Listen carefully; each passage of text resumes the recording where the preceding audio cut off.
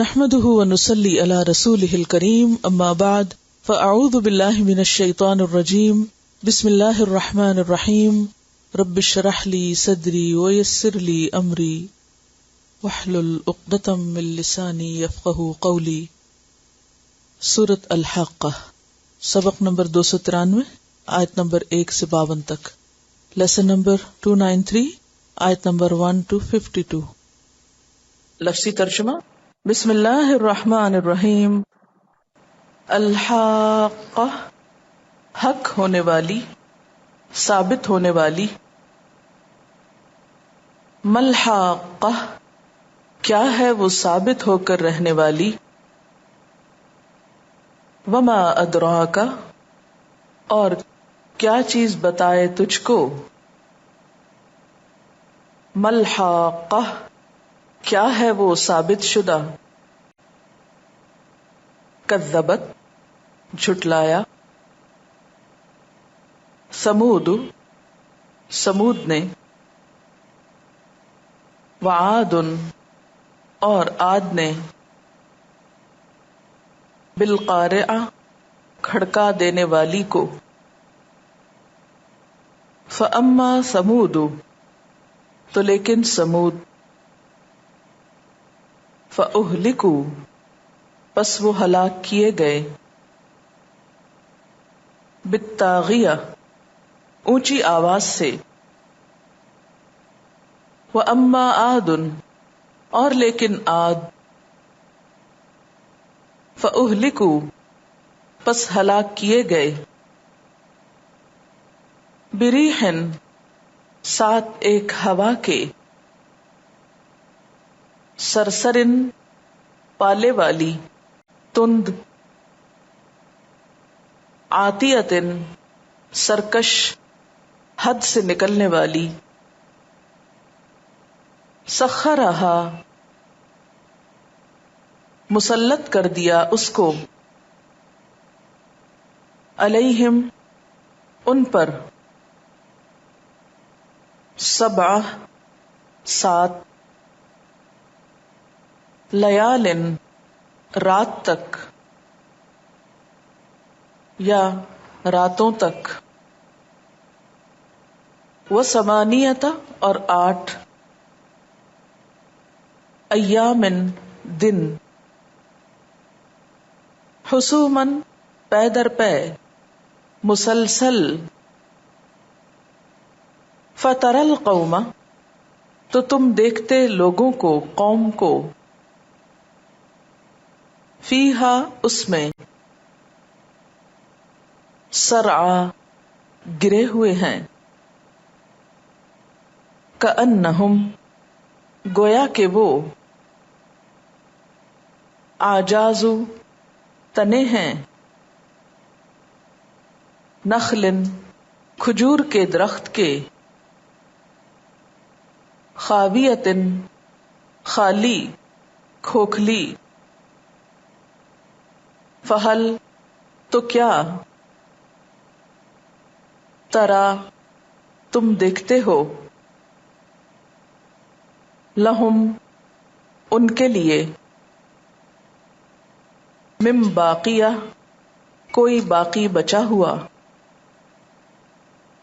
وجاء، اور آیا۔ فرعون، فرعون۔ ومن، اور جو۔ قبلہ، اس سے پہلے تھے۔ والمؤتفقات، اور الٹائی جانے والی بستیاں۔ بالخاطئہ، ساتھ خطا کے۔ فعصوا، تو انہوں نے نافرمانی کی۔ رسول ربہم، اپنے رب کے رسول کی۔ فاخذہم، تو اس نے پکڑ لیا ان کو۔ اخذۃ، ایک پکڑ۔ رابیۃ، سخت۔ انا، بے شک ہم نے۔ لما جب، تغل ماء بلندی میں تجاوز کر گیا پانی، حملناکم سوار کیا ہم نے تم کو،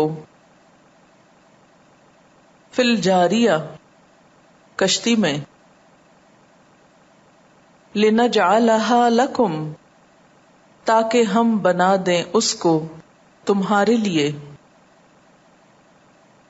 تذکرتاً یاد دہانی، وتعیہا اور یاد رکھے اس کو، اذن کان، واعیہ یاد رکھنے والے، فَإِذَا پھر جب، نفخ فی الصور پھونک دیا جائے گا سور میں، نفخۃ واحدہ پھونکنا ایک ہی بار، وحملت الارض اور اٹھا لی جائے گی زمین، والجبال اور پہاڑ، فدکتا تو دونوں توڑ دیے جائیں گے، دکتا واحدہ یک بارگی توڑنا، فیومئذ تو اس دن، وقعت الواقعہ واقع ہو جائے گی واقع ہونے والی، وانشقت السماء اور پھٹ جائے گا آسمان، فہی تو وہ، یومئذ اس دن، واہیہ سست ہوگا کمزور ہوگا، والملک اور فرشتے،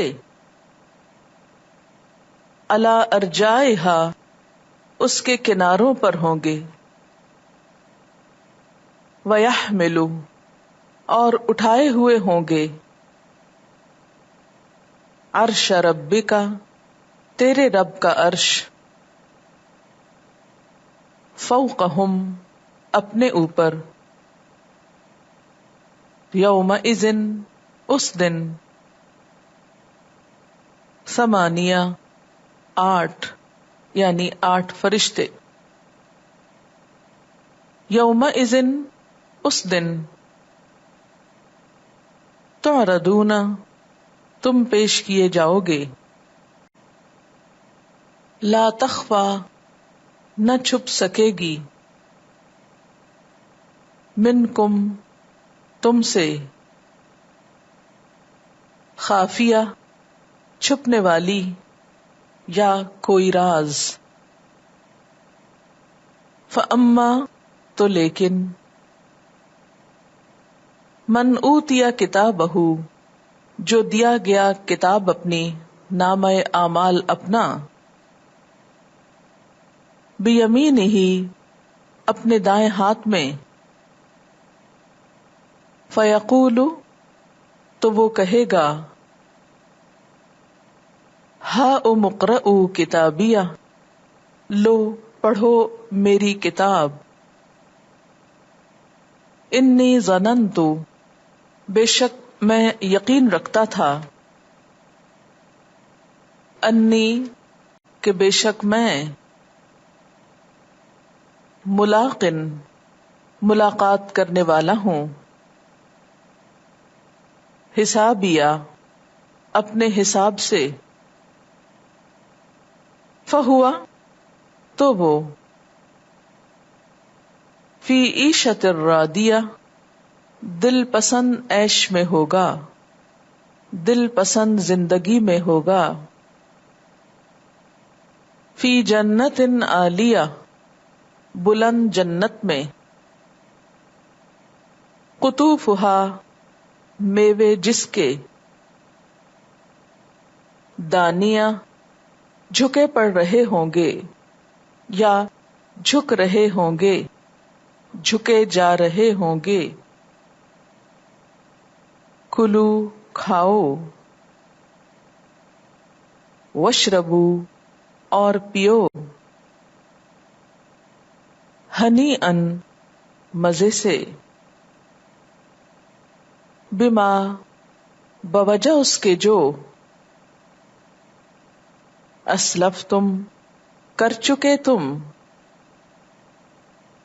فی الایام الخالیہ گزشتہ دنوں میں،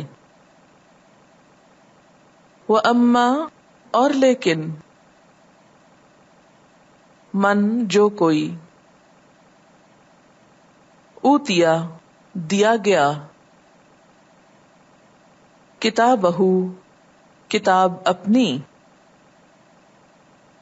بشمالہ اپنے بائیں ہاتھ میں، فیقول تو وہ کہے گا، یا لیتنی اے کاش کہ میں، لم نہ، اوتا دیا جاتا، کتابیہ اپنا نامہ اعمال اپنی کتاب، ولم ادری اور نہ میں جانتا، ما حسابیہ کیا ہے حساب میرا، یا لیتہا اے کاش کہ وہ، کانت ہوتی، القاضیہ فیصلہ کن فیصلہ کرنے والی، ما اغنا عنی نہ کام آیا مجھ کو،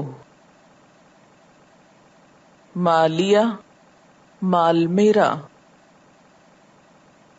ہلک انی ہلاک ہو گیا مجھ سے، سلطانیہ سلطان میرا، اقتدار میرا، غلبہ میرا، خذوہ پکڑو اس کو، فغلوہ پھر طوق پہناؤ اس کو، ثم الجحیم پھر جہنم میں، صلوہ جھونکو اس کو، ثم پھر، فی سلسلۃ ایک زنجیر میں، ذرعہا پیمائش اس کی، 70 ذراعا 70 گز ہے، فاسلکوہ پس داخل کرو اس کو، انہ کان بے شک وہ ہے، لا یؤمن ایمان نہیں رکھتا، باللہ اللہ پر، العظیم جو بڑا ہے، ولا یحض اور نہیں ترغیب دیتا، علی اوپر، طعام المسکین مسکین کے کھانے کے، فلیسا تو نہیں ہے، لہو اس کے لیے، الیوم آج، ہا ہنا یہاں، حمیم کوئی دلی دوست، بلا طعام اور نہ کوئی کھانا، الا مگر، من غسلین پیپ کا، زخموں کے دھون کا، لا یأکلہ نہیں کھائیں گے اس کو، الا الخاطئون مگر خطا کار، فلا اقسم پس نہیں میں قسم کھاتا ہوں، بما تبصرون ساتھ اس کے جو تم دیکھتے ہو، وما لا تبصرون، اور جو نہیں تم دیکھتے، انہو بے شک وہ، لقول البتہ ایک بات ہے، رسول کریم معزز فرشتے کی، وما ہوا اور نہیں وہ، بقول شاعر کسی شاعر کا قول، قلیلا ما کتنا کم، تؤمنون تم ایمان لاتے ہو، ولا بقول کاہن اور نہ قول ہے کسی کاہن کا، قلیلا ما کتنا تھوڑا، تذکرون تم نصیحت پکڑتے ہو، تنزیل نازل کردہ ہے، من رب العالمین رب العالمین کی طرف سے، ولو اور اگر، تقبل بات بنا لیتا، بات گھڑ لیتا، علینا ہم پر، بعد الاقاویل بعض باتیں، لأخذنا البتہ پکڑ لیتے ہم، منہ اس کو، بالیمین دائیں ہاتھ سے، ثم پھر، لقطعنا البتہ کاٹ دیتے ہم، منہ اس سے، الوتین رگے گردن، فما منکم تو نہیں تم میں سے، من احد کوئی ایک، عنہ اس سے، حاجزین روکنے والا، باز رکھنے والا ہوتا، وَإِنَّهُ اور بے شک وہ، لَتَذْکِرَةٌ البتہ ایک نصیحت ہے، للمتقین متقی لوگوں کے لیے، وَإِنَّا اور بے شک ہم، لَنَعْلَمُ البتہ ہم جانتے ہیں، اَنَّ بے شک، منکم تم میں سے، مکذبین جھٹلانے والے ہیں، وَإِنَّهُ اور بے شک وہ، لحسرۃ البتہ حسرت ہے، علی الکافرین کافروں پر، وَإِنَّهُ اور بے شک وہ، لحق الیقین البتہ یقینی حق ہے، فسبح پس تسبیح بیان کیجئے، بسم ربک اور 1423 حروف ہیں۔ اس پارے کا مرکزی مضمون دعوت اللہ کے طریقے اور دعوت اللہ کا انداز۔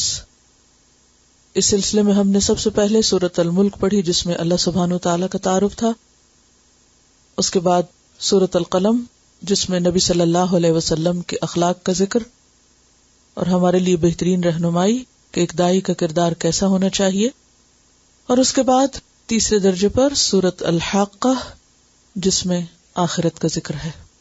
ایمان باللہ، ایمان بالرسول کے بعد جو اہم ترین چیز جس کی طرف ہمیں خود بھی اور دوسروں کو متوجہ کرنا ہے وہ آخرت کا ذکر ہے، آخرت کی فکر ہے، آخرت پر ایمان ہے، آخرت کا تعارف ہے۔ اور اس میں ہم دیکھتے ہیں کہ جنت کا ذکر پہلے ملے گا اور جہنم کا بعد میں، تو اس سے دعوت کی ایک اور حکمت بھی سمجھ آتی ہے کہ جب ابتدا میں آپ لوگوں کو آخرت کے بارے میں بتائیں تو انذار سے پہلے تبشیر کا کام کریں، خوشخبری سنائیں. اگرچہ دونوں ہی چیزیں ساتھ ساتھ ہوں گی، لیکن حکمت کے تقاضے کے طور پر پہلے ان چیزوں کا ذکر جو طبیعت پر گراں نہ گزریں، اور اس کے بعد جب لینے والے لینے کے قابل ہو جائیں یا لینے کی طرف متوجہ ہو جائیں تو پھر دوسرا رخ بھی دکھایا جائے، کیونکہ عدل و انصاف کا تقاضا یہی ہے کہ دونوں کا ذکر ہو، صرف ایک بات نہ ہو. سورت مکی سورت ہے اور مکی دور کے آغاز میں نازل ہوئی، اور اس کی دلیل میں مسند احمد کی ایک روایت ہے کہ حضرت عمر رضی اللہ تعالی عنہ ایک روز اپنے گھر سے یہ نیت لے کے نکلے کہ وہ جا کر حضور صلی اللہ علیہ وسلم کو پریشان کریں گے، کیونکہ عمر رضی اللہ تعالیٰ عنہ اپنی شخصیت اور اپنے طبیعت کے اعتبار سے ایک ایسے شخص تھے کہ جو کسی بھی چیز کو دیکھ کر چپ بیٹھے نہیں رہ سکتے تھے، خواہ وہ دور جاہلیت ہو یا پھر دور اسلام ہو. تو جب وہ اس ارادے سے نکلے تو جب وہ آپ کے قریب پہنچے تو آپ صلی اللہ علیہ وسلم حرم میں داخل ہو چکے تھے. تو وہ پیچھے پیچھے چلے گئے اور انہوں نے سوچا کہ میں دیکھوں تو صحیح آپ کیا کہتے ہیں، کیا پڑھتے ہیں. آپ نے نماز شروع کی اور اس میں آپ سورۃ الحاقہ کی تلاوت کر رہے تھے. وہ کہتے ہیں کہ جب میں نے سورۃ الحاقہ کے الفاظ سنے اور اس کی بلاغت اور اس کا نظم اور اس کا ایک خاص اسٹائل، تو میرے دل میں خیال آیا کہ آپ بہت باکمال شاعر ہیں، زبردست شاعر ہیں. تو آپ نے یہ آیت پڑھی جو اس سورت کے اندر آتی ہے کہ وما هو بقول شاعر قلیلا ما تؤمنون، کہ یہ کسی شاعر کا کلام نہیں، بہت کم تم ایمان لاتے ہو. تو وہ ایک دم ٹھٹک گئے اور سوچنے لگے کہ آپ ضرور پھر کاہن ہیں، کیونکہ اس زمانے میں کاہنوں کے بارے میں یہ سمجھا جاتا تھا کہ کاہن غیب کا علم جانتے ہیں. تو فوراً ہی آپ نے اگلی آیت پڑھی وَلَا بِقَوْلِ كَاهِنٍ قَلِيلًا مَا تَذَكَّرُونَ. تو کہتے ہیں کہ وہ لمحہ ایسا تھا کہ جس پر قرآن کی عظمت اور اسلام کی سچائی جو تھی وہ میرے دل میں اتر گئی، لیکن اس سچائی کو باہر آتے ایک وقت لگا، اور وہ بڑا حادثہ پھر آخری ایک ٹرننگ پوائنٹ بنا جب اپنی بہن کو زخمی دیکھا اور ان سے سورت طٰہٰ سنی. تو اس اعتبار سے بھی آپ اس سورت کو اگر ابتدائی دور کے درس میں یا لوگوں کو تعلیم دیتے ہوئے سنائیں تو بہت افیکٹو سورت ہے. یہ ٹیکنیکس میں ان لوگوں کے لیے بتا رہی ہوں کہ جو قرآن پڑھ کر آگے پہنچانے کا انشاءاللہ باضابطہ کام کریں. تو بالکل اگر نئے لوگوں میں آپ جائیں کہ جنہوں نے کبھی بھی قرآن کے بارے میں کچھ نہیں سنا، تو ان کے ساتھ آپ یہ ترتیب رکھ سکتے ہیں، کیونکہ باقاعدہ لفظ لفظ کا ترجمہ اور تعلیم القرآن سکھانا یہ ذرا بعد میں آتا ہے. ابتدا میں قرآن سے مانوس کرنا چاہیے اور ان کو رواں ترجمہ سنانا چاہیے اور چھوٹی چھوٹی ہلکی ہلکی تفسیر کرنی چاہیے تاکہ لوگوں کے دلوں میں قرآن اترے بغیر کسی بوجھ کے. کیونکہ جب سیکھنے کا مرحلہ آتا ہے تو وہ ذرا مشکل ہوتا ہے، مشقت والا ہوتا ہے. تو ابتدائی دور میں صرف سنانا چاہیے، جب سن کر ان کے اندر خود شوق پیدا ہو کہ اب ہمیں سیکھنا ہے تو پھر سکھانا چاہیے. اور تعلیم کے لیے یہ تدریج اور یہ ترتیب جو ہے بے حد ضروری ہے. ایسے لوگ جنہیں قرآن کی قدر و قیمت ہی نہیں پتا اور وہ قرآن سے ابھی کوئی تعلق ہی نہیں ہے، ان کا کچھ جانتے ہی نہیں ہے، اگر پہلے دن آپ ان کو لے کر بیٹھ کے بے سات اسم نام اللہ اللہ الرحمن بہت مہربان الرحیم بار بار رحم کرنے والا سکھانا شروع کریں گے تو وہ گھبرا اٹھیں گے. اور خاص طور پر اس لیے بھی کہ جب لفظ لفظ کا ترجمہ کیا جاتا ہے تو نہ اردو سمجھ آتی نہ عربی سمجھ آتی ہے، اور وہ ترتیب سمجھ نہ آنے کی وجہ سے بعض اوقات بہت گھبراہٹ بھی ہونے لگتی ہے کہ اردو کے سینٹنس جب سیدھے سیدھے نہیں آتے تو بات پوری طرح سمجھ نہیں آتی. چلیے بسم اللہ الرحمن الرحیم. الحاقہ، حق ہونے والی، ثابت ہونے والی. حاقہ کا لفظ حقہ سے ہے. حقہ کا معنی ہوتا ہے ثابت اور واجب ہونا. حاقہ جس چیز کا قیام حق ہے، اور پھر یہ پائیدار حقیقت کے معنوں میں بھی استعمال ہوا، اور مراد اس سے قیامت ہے. اور قیامت کے بہت سے ناموں میں سے ایک نام الحاقہ اس لیے بھی ہے کہ قیامت بڑی حقیقتوں میں سے ایک بہت سچی حقیقت ہے. خواہ کوئی اس کو مانے یا نہ مانے، یہ حق ہو کر رہنے والی ہے، ثابت ہو کے رہنے والی ہے، اٹل ہے، قطعی ہے. اور پھر حق کرنے والی بھی ہے، یعنی جو چیز حق ہے اس کو یہ حق ثابت کر دے گی، حق بتائے گی. قیامت کے دن حق کو باطل کا فرق سامنے آ جائے گا. آج دنیا میں تو بہت سی چیزیں جو سچی ہیں، حق ہیں، لیکن ہم ان کو بعض اوقات بطور حق کے نہیں مانتے، اور ہم ان کے بارے میں ڈاؤٹ فل رہتے ہیں کہ معلوم نہیں یہ سچ ہے بھی یا نہیں، اور پتہ نہیں ٹھیک ہے بھی یا نہیں. اور شیطان بھی بہت سے وسوسے ڈالتا رہتا ہے. لیکن قیامت کے دن جو اصل حق ہے وہ سامنے آئے گا. اس وقت اس حق کو کوئی بھی جھٹلا نہ سکے گا. ہر ایک کو حق ماننا پڑے گا. بڑے بڑے مجرم اور انکاری جو کسی طور پر بھی اس سچائی کو ماننا نہیں چاہتے، وہ بھی اس کو مان جائیں گے، اس پر یقین کر لیں گے، اس کا اقرار کریں گے. یہ اپنے آپ کو منوا کے رہے گی، سچائی ثابت ہو جائے گی. ہر ایک صرف حق ہی کے ساتھ ہوگا. تو الحاقہ، اور حاقہ جو ہے یہ اصل میں اسم فاعل ہے، اور تے جو ہے یہ مؤنث کے لیے. تو قیامت کے لیے الساعہ، اس میں بھی تے آتا ہے. القارعہ، الواقعہ، تو قیامہ اور القیامہ، الطامہ، الصاخہ، جتنے بھی قیامت کے نام ہیں وہ سب کس پہ ختم ہوتے ہیں؟ تائے مؤنث پہ، یعنی مؤنث ہے. قیامت کے نام کیا ہیں؟ مؤنث ہے. تو الحاقہ، حق ہونے والی، سچ ہونے والی، ثابت ہونے والی، واقع ہونے والی، جس کے امر حق ہونے میں کوئی شک ہی نہیں، جو آ کر رہے گی، اور اس روز ہر ایک کو اس کا حق مل کر رہے گا. ملحاقہ، کیا ہے وہ حق ہونے والی؟ یہ جو ماں ہے یہ سوال کے لیے نہیں ہے، یہ دراصل اس دن کی ہولناکی کو بیان کرنے کے لیے آیا ہے. بالکل اسی طرح جیسے القارعہ، مل قارعہ، وما ادراک مل قارعہ، اور یہاں بھی الحاقہ، ملحاقہ، وما ادراک ملحاقہ. تو یہ آپ سے پوچھا نہیں جا رہا کہ آپ بتائیں، بلکہ سوالیہ انداز میں اس چیز کی اہمیت کو بیان کیا جا رہا ہے، اس کی ہولناکی کا ذکر ہے، اس کی سختی کا ذکر ہے. اور ویسے بھی عربی میں جب کسی چیز کی عظمت بیان کرنی ہو تو عموماً آتا ہے ما ہیا، کیا ہے وہ، یعنی کسی چیز کو امپورٹنس دینا مقصود ہو. تو یہاں قیامت کی عظمت نہیں بلکہ اس کی شدت کا اظہار کیا جا رہا ہے سوالیہ انداز میں. الحاقہ، ملحاقہ، کیا ہے وہ حق ہونے والی؟ وما ادراک، اور کیا چیز بتائے تجھ کو، کیسے سمجھایا جائے تجھ کو. ملحاقہ، کیا ہے وہ حق ہونے والی.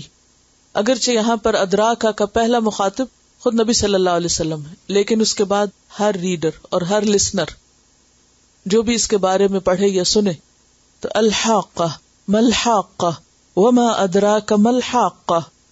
کذبت ثمود وعاد بالقارعہ، کذبت، جھٹلایا تھا، ثمود نے یعنی قوم صالح، وعاد، اور عاد قوم ہود نے، بالقارعہ، قارعہ کو، قیامت کو، کھڑکھڑا دینے والی کو. قارعہ کا لفظ قرع سے ہے، اور قرع کا معنی ہوتا ہے ٹھوکنا، کوٹنا، کھڑکھڑانا، بجانا، ایک چیز کو دوسری چیز پہ اس طرح مارنا کہ آواز پیدا ہو. قرع الباب کا معنی ہوتا ہے دروازہ نوک کرنا، کھٹکھٹانا. اور قارعہ یہ بھی اسم فاعل، کھڑکھڑانے والی، جو آ کے سب کچھ توڑ پھوڑ کے کھڑکھڑا دے، یعنی زبردست شور مچا دے. اب سوچیں کہ اگر ایک عمارت بھی گرے یا کوئی ایک چیز گرے، اوپر سے نیچے کوئی چیز گرتی ہے، ایک گلاس ہی گرتا ہے آپ کے ہاتھ سے تو کیا ہوتا ہے؟ سارا گھر ہل جاتا ہے. کوئی اس دروازہ ہی زور سے پٹخا دے تو کیا ہوتا ہے؟ پوری دیواریں ہل جاتی ہیں نا. تھوڑا سا زلزلہ بھی ہے تو ہر چیز آپس میں بجنے لگتی ہے. تو قیامت کے دن کا زلزلہ تو ایسا زلزلہ ہے کہ ایک کے بعد ایک جھٹکا آئے گا، تو تمام موجودات آپس میں ٹکرا جائیں گی اور اس سے زبردست قسم کا شور پیدا ہوگا. یعنی چیزوں کے آپس میں ٹکرانے کی وجہ سے، بجنے کی وجہ سے. اگر آپ نے کبھی ڈگی میں کچھ ایسا سامان رکھا ہو جیسے برتن ہے یا کچھ، تو جو کار چلتی تو کیا ہوتا ہے؟ صرف کار کے ہلنے کی وجہ سے، اور کار کی رفتار کیا ہوتی تو کتنی اریٹیشن ہوتی، ایک چیز دوسرے کے ساتھ کھٹکھٹا رہی ہے. اور تو قیامت کا زلزلہ بھی جب آئے گا تو ہر چیز آپس میں یوں ٹکرائے گی اور کھٹکھٹائے گی کہ ایک شور اٹھ جائے گا کہ واقعی کوئی حادثہ پیش آ گیا. کذبت ثمود وعاد بالقارعہ. اب یہاں پر آپ انداز دیکھیے کتنا جلالی اور کتنا زبردست ہے کہ قیامت کا لفظ بطور قیامت ساعہ نہیں کہا گیا، بلکہ ایک جگہ الحاقہ تو دوسری جگہ القارعہ کہا گیا، تاکہ لوگ اس کی شدت کو محسوس کریں کہ وہ ہے کیا چیز. فاما ثمود، تو جہاں تک سمود کا تعلق ہے، اور یہاں بھی آپ دیکھیں کہ تھوڑا ترتیب میں فرق ہے. عام طور پر قوم عاد کا ذکر پہلے آتا ہے کیونکہ اس کی زمانی ترتیب پہلے ہے، لیکن یہاں سمود اگرچہ زمانی ترتیب میں بعد میں ہے لیکن ان کا ذکر پہلے ہے. فَأَمَّا ثَمُودُ فَأُهْلِكُوا بِالطَّاغِيَةِ، تو جہاں تک سمود کا تعلق ہے تو وہ ہلاک کر دیے گئے طاغیہ سے، حد سے نکلنے والی سے. طاغیہ کا لفظ جو ہے یہ طغیانی سے، اور طغیانی کیا ہوتی ہے؟ کسی چیز کا حد سے باہر نکلنا. جیسے سمندر میں طغیانی ہو تو اس کی لہریں جو اپنی مقرر لمٹ ہے اس سے باہر آ جاتی، اسی طرح دریاؤں میں، سمندروں میں، جہاں کہیں بھی ہو. تو طاغیہ سے مراد یہاں سرکش چیز ہے کوئی. اب وہ کیا ہے؟ بعض کہتے ہیں کہ یہاں تا جو ہے یہ مبالغے کی ہے اور اشارہ ہے طاغی کی طرف. اور طاغی کون تھا؟ قوم سمود کا وہ سرکش شخص جس نے اونٹنی کی کونچے کاٹ ڈالی تھی. تو بے کیا ہے؟ بوجہ، یعنی اس بہت بڑے سرکش شخص کی سرکشی کی وجہ سے ساری قوم عذاب کا شکار ہوئی. تو یہاں پر طاغیہ سے مراد کیا ہوا؟ نمبر 1 وہ شخص قدار بن سالف، اور پھر بے کا ترجمہ کیا کریں گے آپ؟ بوجہ، یعنی اس کے اونٹنی کے کونچے کاٹنے کی وجہ سے. جیسے وہ ایک اور جگہ پر آتا ہے نا کہ اِذِ انبعث اشقاها، جب ان کا سب سے بدبخت شخص اٹھا، وہاں اس کو اشقا کہا گیا. اور پھر اس نے کیا کیا؟ کونچے کاٹی. تو فدمدم علیہم ربہم بذنبہم، وہاں بھی کیا ہے؟ ان کے گناہ کی وجہ سے ان پر یہ سب کچھ ہوا. تو ایک معنی یہ ہوا. پھر اسی طرح اس سے مراد سرکش قوم بھی لیا گیا. طاغیہ سے مراد صرف وہ قدار نہیں بلکہ اس کے ساری قوم، کیونکہ وہ سارے اس کے ساتھ تھے، اس کی ہاں میں ہاں ملانے والے تھے، اس کو روکنے والے نہیں تھے. یعنی قوم طاغیہ. تو یہاں بھی پھر معنی بے بوجہ ہوگا، جیسے کہ پوری قوم سمود کے بارے میں آتا ہے کذبت ثمود بتغواها. اور پھر اسی طرح طاغیہ سے مراد وہ سخت کڑک بھی ہے جو حد سے بڑی ہوئی چیخ تھی. کس کی؟ بعض کہتے ہیں کہ جبریل علیہ السلام کی تھی، یا پھر وہ زمین کے پھٹنے کی تھی جو زلزلے کی وجہ سے اٹھی چیخ. بہرحال حقیقت تو اللہ ہی جانتا ہے. یہ قوم چیخ سے ہلاک کی گئی تھی، جس کا ذکر دوسری جگہوں پر بھی آتا ہے. سورۃ الاعراف میں اس کو الرجفہ کہا گیا، زبردست زلزلہ. اور آپ نے دیکھا ہوگا کہ زلزلے کے موقع پر بھی بعض اوقات یعنی شور اٹھتا ہے. سورۃ ہود میں اس کو الصیحہ کہا گیا، چیخ یا زبردست دھماکہ. حامیم سجدہ میں اس کو صاعقۃ العذاب کہا گیا، اور یہاں پر اس کے لیے طاغیہ کا لفظ آیا. سورہ زاریات میں بھی صاعقہ آتا ہے، فأخذتهم الصاعقہ، تو اس قوم کو صاعقہ نے آ پکڑا. فأما ثمود فأهلكوا بالطاغیہ. تو یوں محسوس ہوتا ہے کہ جیسے قوم سمود کا ذکر اس لیے پہلے آیا کہ ان پہ جو عذاب گزرا بہت ہی شدید نوعیت کا تھا، جس کے لیے ایک نہیں کئی لفظ آ رہے ہیں. باقی قوموں کے عذاب کے لیے وہ خاص مخصوص ایک لفظ بتا دیا جاتا ہے کہ اس چیز سے وہ ہلاک ہوئے، لیکن ان کی ہلاکت کے لیے صاخہ، رجفہ، طاغیہ، تغوا، صاعقہ، یہ سب الفاظ آئے کہ بہت شدت کا عذاب ان پر آیا. فَأَمَّا ثَمُودُ فَأُهْلِكُوا بِالطَّاغِيَةِ. اگرچہ یہ سارے معنی یہاں پر فٹ ہوتے ہیں، لیکن باقی آیات کی مناسبت سے یہاں اگر طاغیہ کا معنی کڑک یا چیخ ہی کیا جائے تو زیادہ سوٹیبل ہے، اگرچہ مفہوم میں باقی معنی بھی غلط نہیں ہیں. فَأَمَّا ثَمُودُ فَأُهْلِكُوا بِالطَّاغِيَةِ، اور آگے عاد کا آتا ہے عاتیہ، تو مراد اس سے ذریعہ عذاب ہے. پھر وَأَمَّا عَادٌ، اور جہاں تک عاد کا تعلق ہے فَأُهْلِكُوا، تو وہ ہلاک کر دیے گئے بِرِيحٍ، ایک ہوا کے ذریعے، سرسرن، سخت ٹھنڈی، سناٹے کی، عاتیہ، سرکش، تیز و تند. عاتیہ کا لفظ کس سے ہے؟ عتوب سے، عین تا واو. عتوب کا کیا معنی ہوتا ہے؟ حد سے بڑھ جانا. اب دیکھیے طاغیہ میں بھی حد سے بڑھنا ہے اور عاتیہ میں بھی حد سے بڑھنا ہے، یعنی اپنی شدت میں، شور میں، سختی میں، ٹھنڈک میں، رفتار میں حد سے بڑی ہوئی تھی. انتہائی گستاخ شخص کے لیے بھی عاتیہ آتا ہے. گستاخ کون ہوتا ہے؟ جو انتہائی بدتمیز ہو. تو یہ ہوا کیسی تھی؟ بریح صرصر عاتیہ. اور کیا کیا اس نے؟ سخرہا علیہم، اس نے مسخر کر دیا، چھا دیا اس کو، ہاں اس ہوا کو، علیہم ان پر. کن پر؟ قوم عاد پر. کتنے دن؟ 7 لیال 7 راتیں، و8 ایام اور 8 دن. راتوں کا ذکر اس لیے پہلے کہ عربی میں دن کا آغاز رات سے ہوتا ہے، رات پہلے آتی، دن بعد میں آتا ہے. تو 7 لیال و8 ایام اور 8 دن کیوں بنے؟ کیونکہ وہ 7 راتیں جب گزری تو اگلا دن جو تھا وہ 8واں بن گیا. حسوماً لگاتار، متواتر، مسلسل چھائی رہی، 1-2 دن نہیں، 1-2 گھنٹے نہیں، بلکہ 7 راتیں اور 8 دن ہوا چلتی رہی اور بالکل نہ رکی. اور وہ کوئی معمولی ہوا نہیں تھی بلکہ بہت ہی شدید قسم کی ہوا تھی. سخرہا علیہم 7 لیال و8 ایام حسوماً. حسوماً کا اگرچہ ترجمہ ایک لفظ میں لگاتار کیا گیا لیکن یہ اس کا پورا معنی نہیں دیتا. حسوم کا لفظ جو ہے اس میں 3 چیزیں پائی جاتی ہیں. حسما اس کا روٹ ہے، حسما. اس کا معنی ہوتا ہے کسی چیز کے نشان کو زائل کرنا، مٹا دینا. پھر اس میں جڑ سے کاٹنے کے معنی بھی آتے ہیں اور تسلسل کا معنی بھی آتا ہے. تو ایک طرف کلا کما کرنا، دوسرا تسلسل، اور تیسرے تکلیف اور نحوست کا معنی.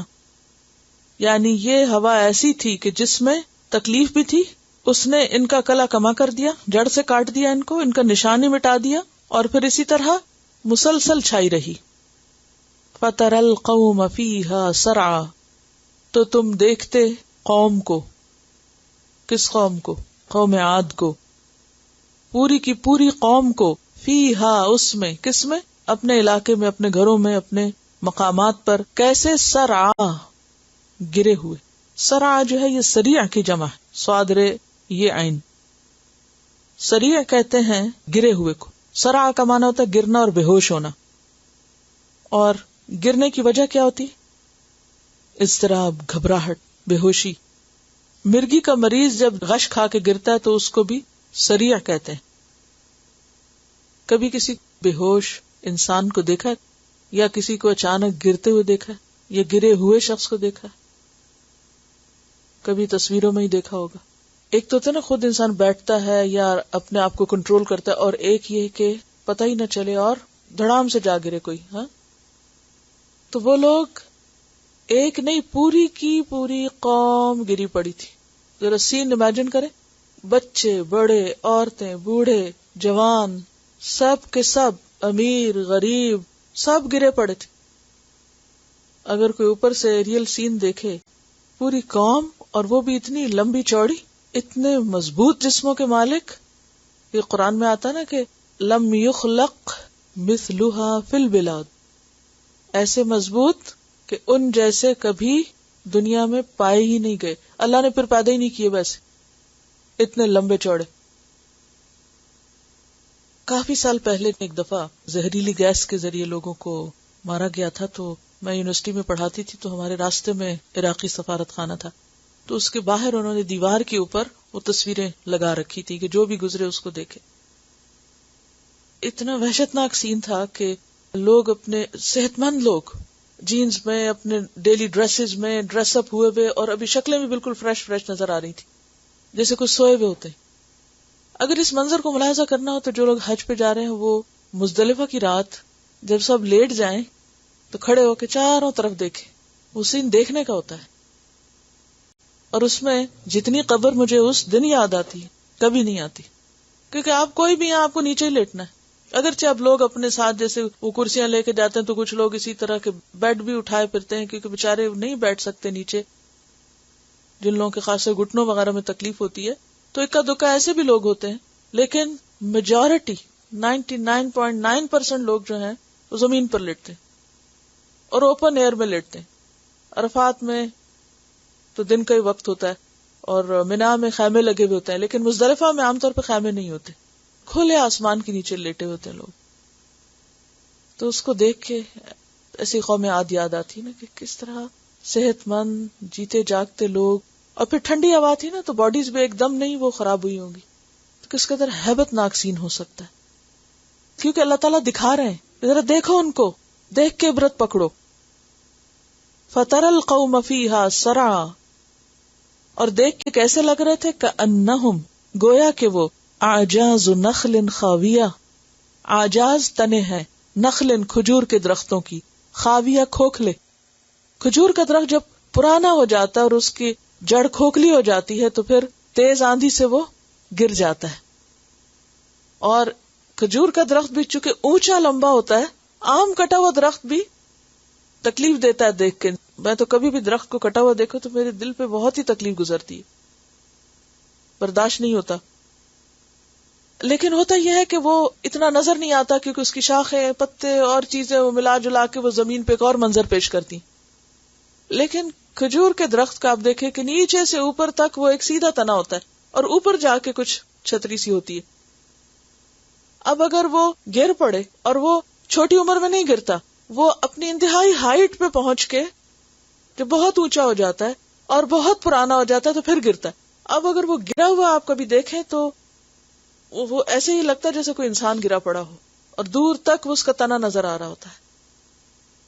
تو انسان بھی جب لیٹتا ہے تو ایسا لگتا ہے جیسے کوئی لمبی سی چیز، کوئی تنا ہی پڑا ہوا ہو. فَتَرَى الْقَوْمَ فِيهَا سَرْعَىٰ كَأَنَّهُمْ أَعْجَازُ نَخْلٍ خَاوِيَةٍ، کھوکھلے کھجور کے تنے یا جڑیں گری پڑی ہوں. اور اللہ سبحانہ وتعالیٰ اس کو عذاب کا کوڑا کہتے ہیں کہ یہ میرے عذاب کا کوڑا تھا. جیسا کہ قرآن پاک میں ایک اور جگہ پر آتا ہے، فَأَرْسَلْنَا عَلَيْهِمْ رِيحًا صَرْصَرًا فِي أَيَّامٍ نَحِسَاتٍ. سورۃ الفجر میں آتا ہے فَصَبَّ عَلَيْهِمْ رَبُّكَ صَوْتَ عَذَابٍ إِنَّ رَبَّكَ لَبِالْمِرْصَادِ. پھر أَلَمْ تَرَ كَيْفَ فَعَلَ رَبُّكَ بِعَادٍ إِرَمَ ذَاتِ الْعِمَادِ الَّتِي لَمْ يُخْلَقْ مِثْلُهَا فِي الْبِلَادِ. تو اس میں ہم سب کے لیے سبق ہے.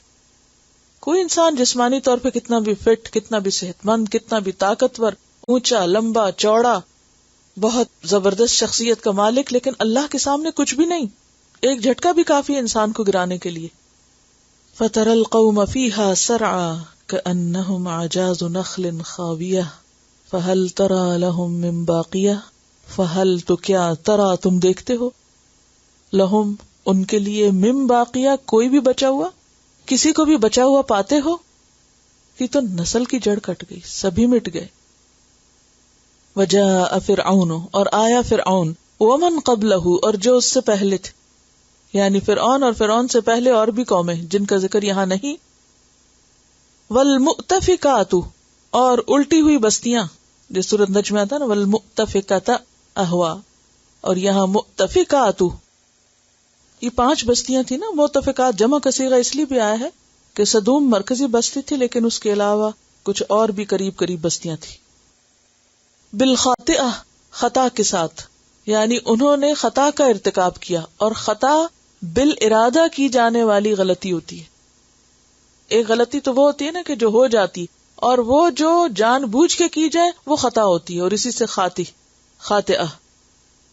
فعصوا رسول ربهم، تو انہوں نے نافرمانی کی اپنے رب کے رسول کی. کیا تھی ان کی غلطی؟ رسول کی بات نہیں مانی. فأخذهم، تو پکڑ لیا ان کو، کس نے؟ عذاب نے یا پکڑنے. اخذتن، پکڑنے. رابیہ، سخت. رابیہ کا لفظی معنی بڑھنا ہوتا ہے، بڑھنے والی، ربوب سے، رے بے واو اس کا روٹ. ربا یربو کا معنی ہوتا ہے زیادہ ہونا، ربا بھی اسی سے سود، کیونکہ مال پر اضافہ ہوتا ہے وہ. تو اخذت الرابیہ کا کیا معنی ہے؟ بڑھی ہوئی، خوب زیادہ، نہایت سخت پکڑ، یعنی ایسی پکڑ جس کی مدافعت نہ ہو سکے، جو انسان کی برداشت سے زیادہ ہو. ایک پکڑ وہ ہوتی ہے نا جس کا مقصود صرف انسان کو وارن کرنا ہوتا ہے، اور ایک پکڑ ایسی ہوتی ہے کہ جو پھر پکڑ ہی ہوتی ہے، انسان اس کو نہیں پکڑ سکتا. اس کا آپ یوں سمجھ سکتے ہیں کہ مثلاً کچھ چیزیں ایسی ہوتی ہیں کہ اگر وہ آپ کی طرف بڑھ رہی ہوں تو آپ کیا کرتے ہیں؟ آگے سے پکڑ لیتے ہیں اس کو. یہ نہیں، مثلا کوئی چیز آپ پہ گر رہی ہو، بعض اوقات آپ اونچی جگہ کچھ رکھ رہے ہوتے ہیں نا، ایک چیز رکھ رہے ہوتے ہیں اور دوسری آپ کے سر پہ آنے لگتی، تو آپ کیا کرتے ہیں؟ جلدی سے پکڑ لیتے ہیں. تو یہ ایسی پکڑ ہے کہ جس کو آپ پکڑ سکتے ہیں. اور بعض اوقات کوئی ایسی چیز ہوتی ہے کہ جو آپ کی پکڑ سے باہر ہوتی ہے، تو یہ پکڑ کون سی ہے؟ رابیہ، یعنی بڑھی چڑھی ہوئی، اتنی زیادہ کہ انسان تھام ہی نہ سکے، اس کو روک ہی نہ سکے. اخذت الرابیہ، ملٹی پلائی ہوئی، بہت بڑی ہوئی. وجاء فرعون ومن قبله والمؤتفكات بالخاطئة فعصوا رسول ربهم فأخذهم أخذة الرابية. اب اس میں آپ دیکھیے کہ قوم فرعون کس طرح غرق ہوئی. تو ان کے اوپر جو لہریں آئیں وہ کیسی تھی؟ رابیہ، ٹھیک ہے نا، بڑھی چڑھی ہوئی.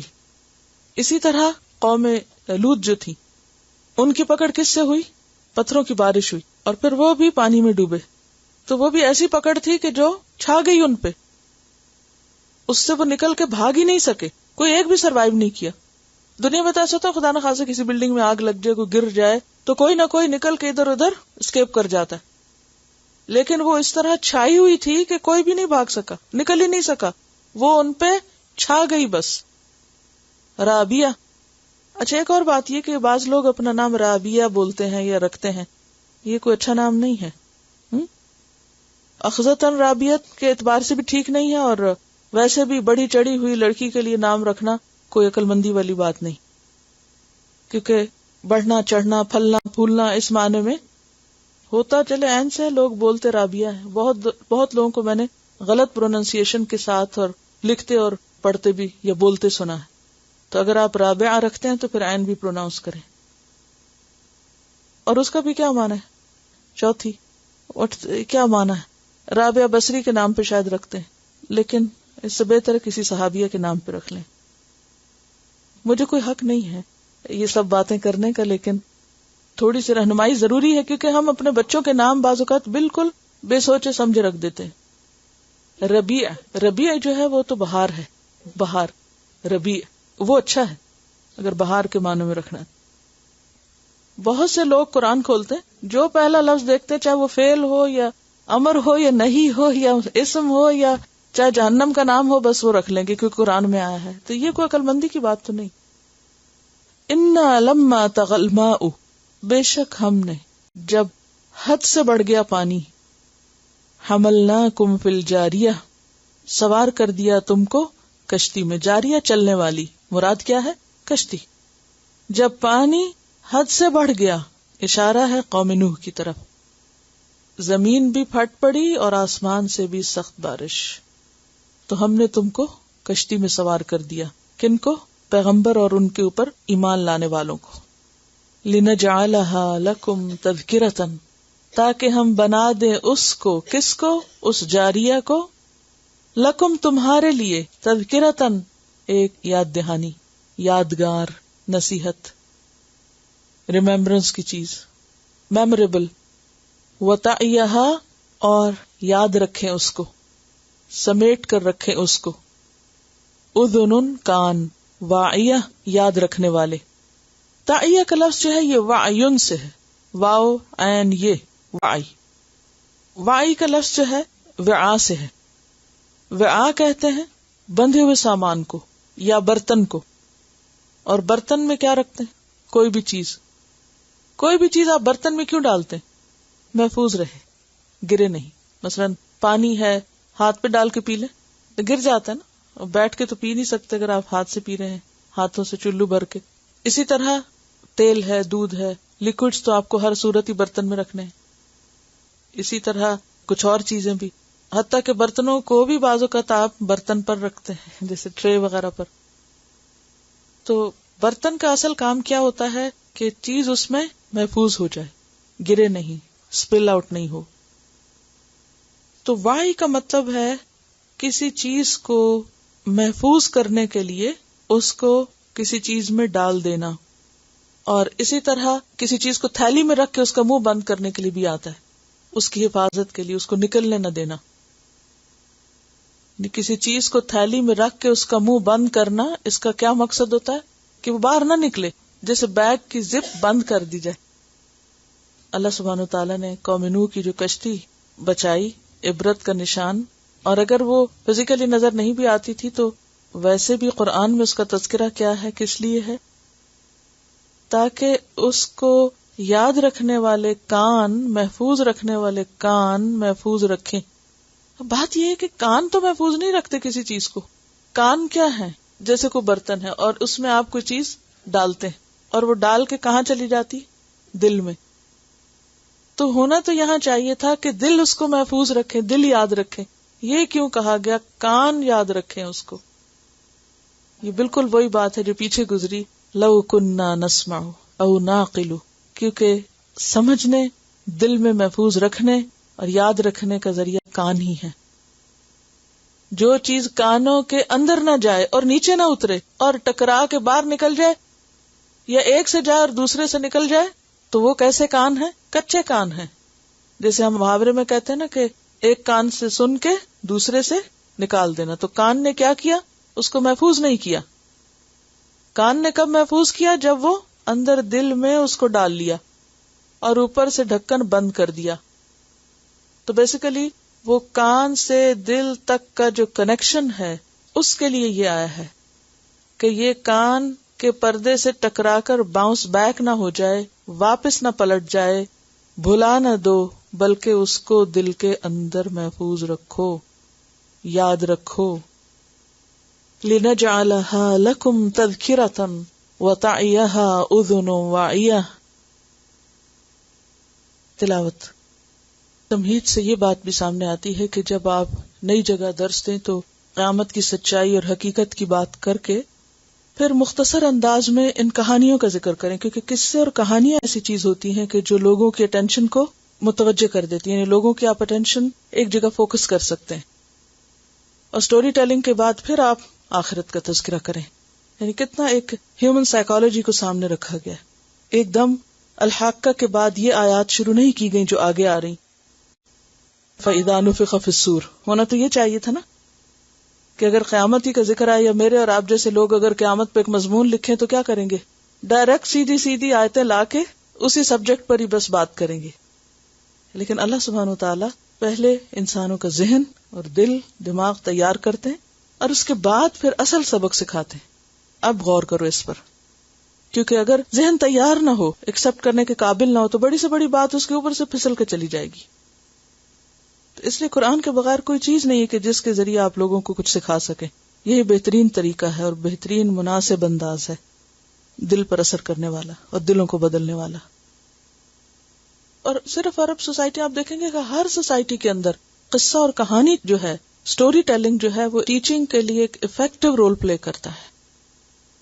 یعنی سکھانے کا سب سے مؤثر اور آسان طریقہ سٹوری ٹیلنگ ہے جو دل تک جاتا ہے.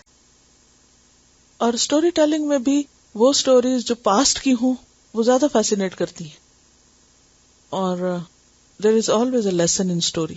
کوئی بھی اسٹوری ہو، کوئی بھی کہانی ہو، ماضی کی ہو، حال کی ہو، اپنی ہو، کسی اور قوم کی ہو.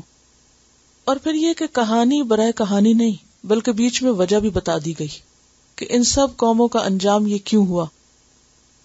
قوم عاد پر جو عذاب آیا وہ اس طرح بھی ہو سکتا تھا جیسے قوم سمود پر کہ اچانک ایک چیخ کے ذریعے سب کو ختم کر دیا گیا، لیکن ان کے اوپر 7 راتیں اور 8 دن تک مسلط رکھا. اور پھر یہ بھی ہے کہ ہو سکتا وہ ختم ہو چکے ہوں اور وہ ہوا اتنی سرکش تھی کہ وہ کنٹرول میں آتے آتے ایک طرح سے آئی. یہ نہیں کہ اللہ کے لیے یہ مشکل تھا، لیکن ہمیں سمجھانے کے لیے کہ اللہ کی بنائی ہوئی مخلوق جو ہے وہ اللہ کی کس قدر تابعدار ہے اور کتنا زور اور کتنی قوت ہے ان میں. اور یہ بھی ہو سکتا ہے کہ وہ مرے ہوں آخری دن جا کر اور یہ سارا وقت انہوں نے مسلسل ایک عذاب ہی کی کیفیت میں گزارا ہو جو دنیا میں انہیں دکھایا گیا. اسی طرح یہ بھی ہے کہ یہاں کانوں کا تذکرہ اس لیے بھی کیا گیا ہے کہ بعض اوقات آپ ایک بات سنتے ہیں یا کوئی شور سنتے ہیں یا کسی کی چیخ سنتے ہیں تو وہ عرصے تک آپ کے بیک اپ مائنڈ پلے کرتی رہتی ہے. یعنی آپ سو رہے ہوں، آپ جاگ رہے ہوں، آپ کچھ کر رہے ہوں، وہ آواز جو ہے پیچھے سے اس کی لہریں جیسے گزرتی چلی جا رہی. یعنی آواز محض کان سے نہیں ٹکراتی، وہ اپنا ایفیکٹ اندر تک چھوڑتی ہے اور وہ لگتا ہے جیسے آپ کا جسم بھی سرسرا رہا ہے ساتھ. فَإِذَا نُفِخَ فِي الصُّورِ نَفْخَةٌ وَاحِدَةٌ، آواز کا ذکر ہوا تو ساتھ ہی پھر نفخ صور کا ذکر ہے کہ سب آوازوں میں بڑی آواز اور شدید آواز صور کی آواز ہے. اور اس آواز کے ذریعے دنیا کی ہر چیز ختم ہو جائے گی. آواز. فَإِذَا نُفِخَ فِي الصُّورِ، اور وہ بھی کوئی لمبی چوڑی نہیں ہوگی، نفخۃ واحدہ، ایک پھونک ہوگی، بس ایک پھونک. اور وہ پھونک ایسے دلوں پہ جا پڑے گی کہ جس سے وہ ٹکرائے گی وہ وہیں گر پڑے گا، ختم کر دے گی اس کو. اور نہ صرف یہ کہ انسان بلکہ کائنات کی ہر چیز اس سے متاثر ہوگی. وَحُمِلَتِ الْأَرْضُ، اور اٹھا لی جائے گی زمین. وَالْجِبَالُ، اور پہاڑ بھی. اب پہاڑ زمین کے اوپر ہی ہیں اور زمین اٹھائے گی تو پہاڑ تو خود ہی اٹھ جائیں گے، لیکن ان کا الگ طور پر ذکر کیوں کیا گیا؟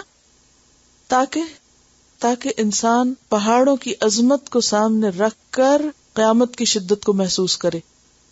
کیونکہ عام طور پر یہ ہوتا ہے نا کہ جب ہم زمین کی بات کرتے ہیں تو زمین تو ایک گولا سا ہے، ٹھیک ہے، ابھی زمین اٹھائی گئی، اب پوری زمین کو تو ہم دیکھتے نہیں، لیکن پہاڑوں کو ہم دیکھتے ہیں.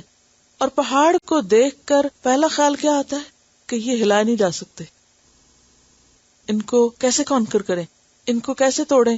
بعض اوقات اگر آپ پہاڑی رستے پہ سفر کر رہے ہوں تو تھوڑا سا فاصلہ ہوتا ہے اور وہ گھنٹوں لگ جاتے ہیں گھوم گھوم کے. سرگودا اور پنڈی کے راستے میں ایک کٹھا کی پہاڑی آتی ہے اور وہ کافی اس پہ وقت لگ جاتا ہے نا، اور جب وہ ٹاپ پہ پہنچتے نیچے دیکھتے ہیں تو کہتے ہیں ابھی تو وہاں سے آئے ہیں ہم، یہ تو چند کلومیٹر کی بات تھی. تو میرا ہمیشہ وہاں پہنچ کے دل چاہتا ہے کہ کوئی طریقہ ہو کہ یہ پہاڑ کاٹ کے وہاں سے یہاں تک کا فاصلہ سیدھا کر دیا جائے اور یہ گھنٹے ضائع ہونے سے بچ جائیں. لیکن یہ کہنے اور سوچنے کی بات ہے نا.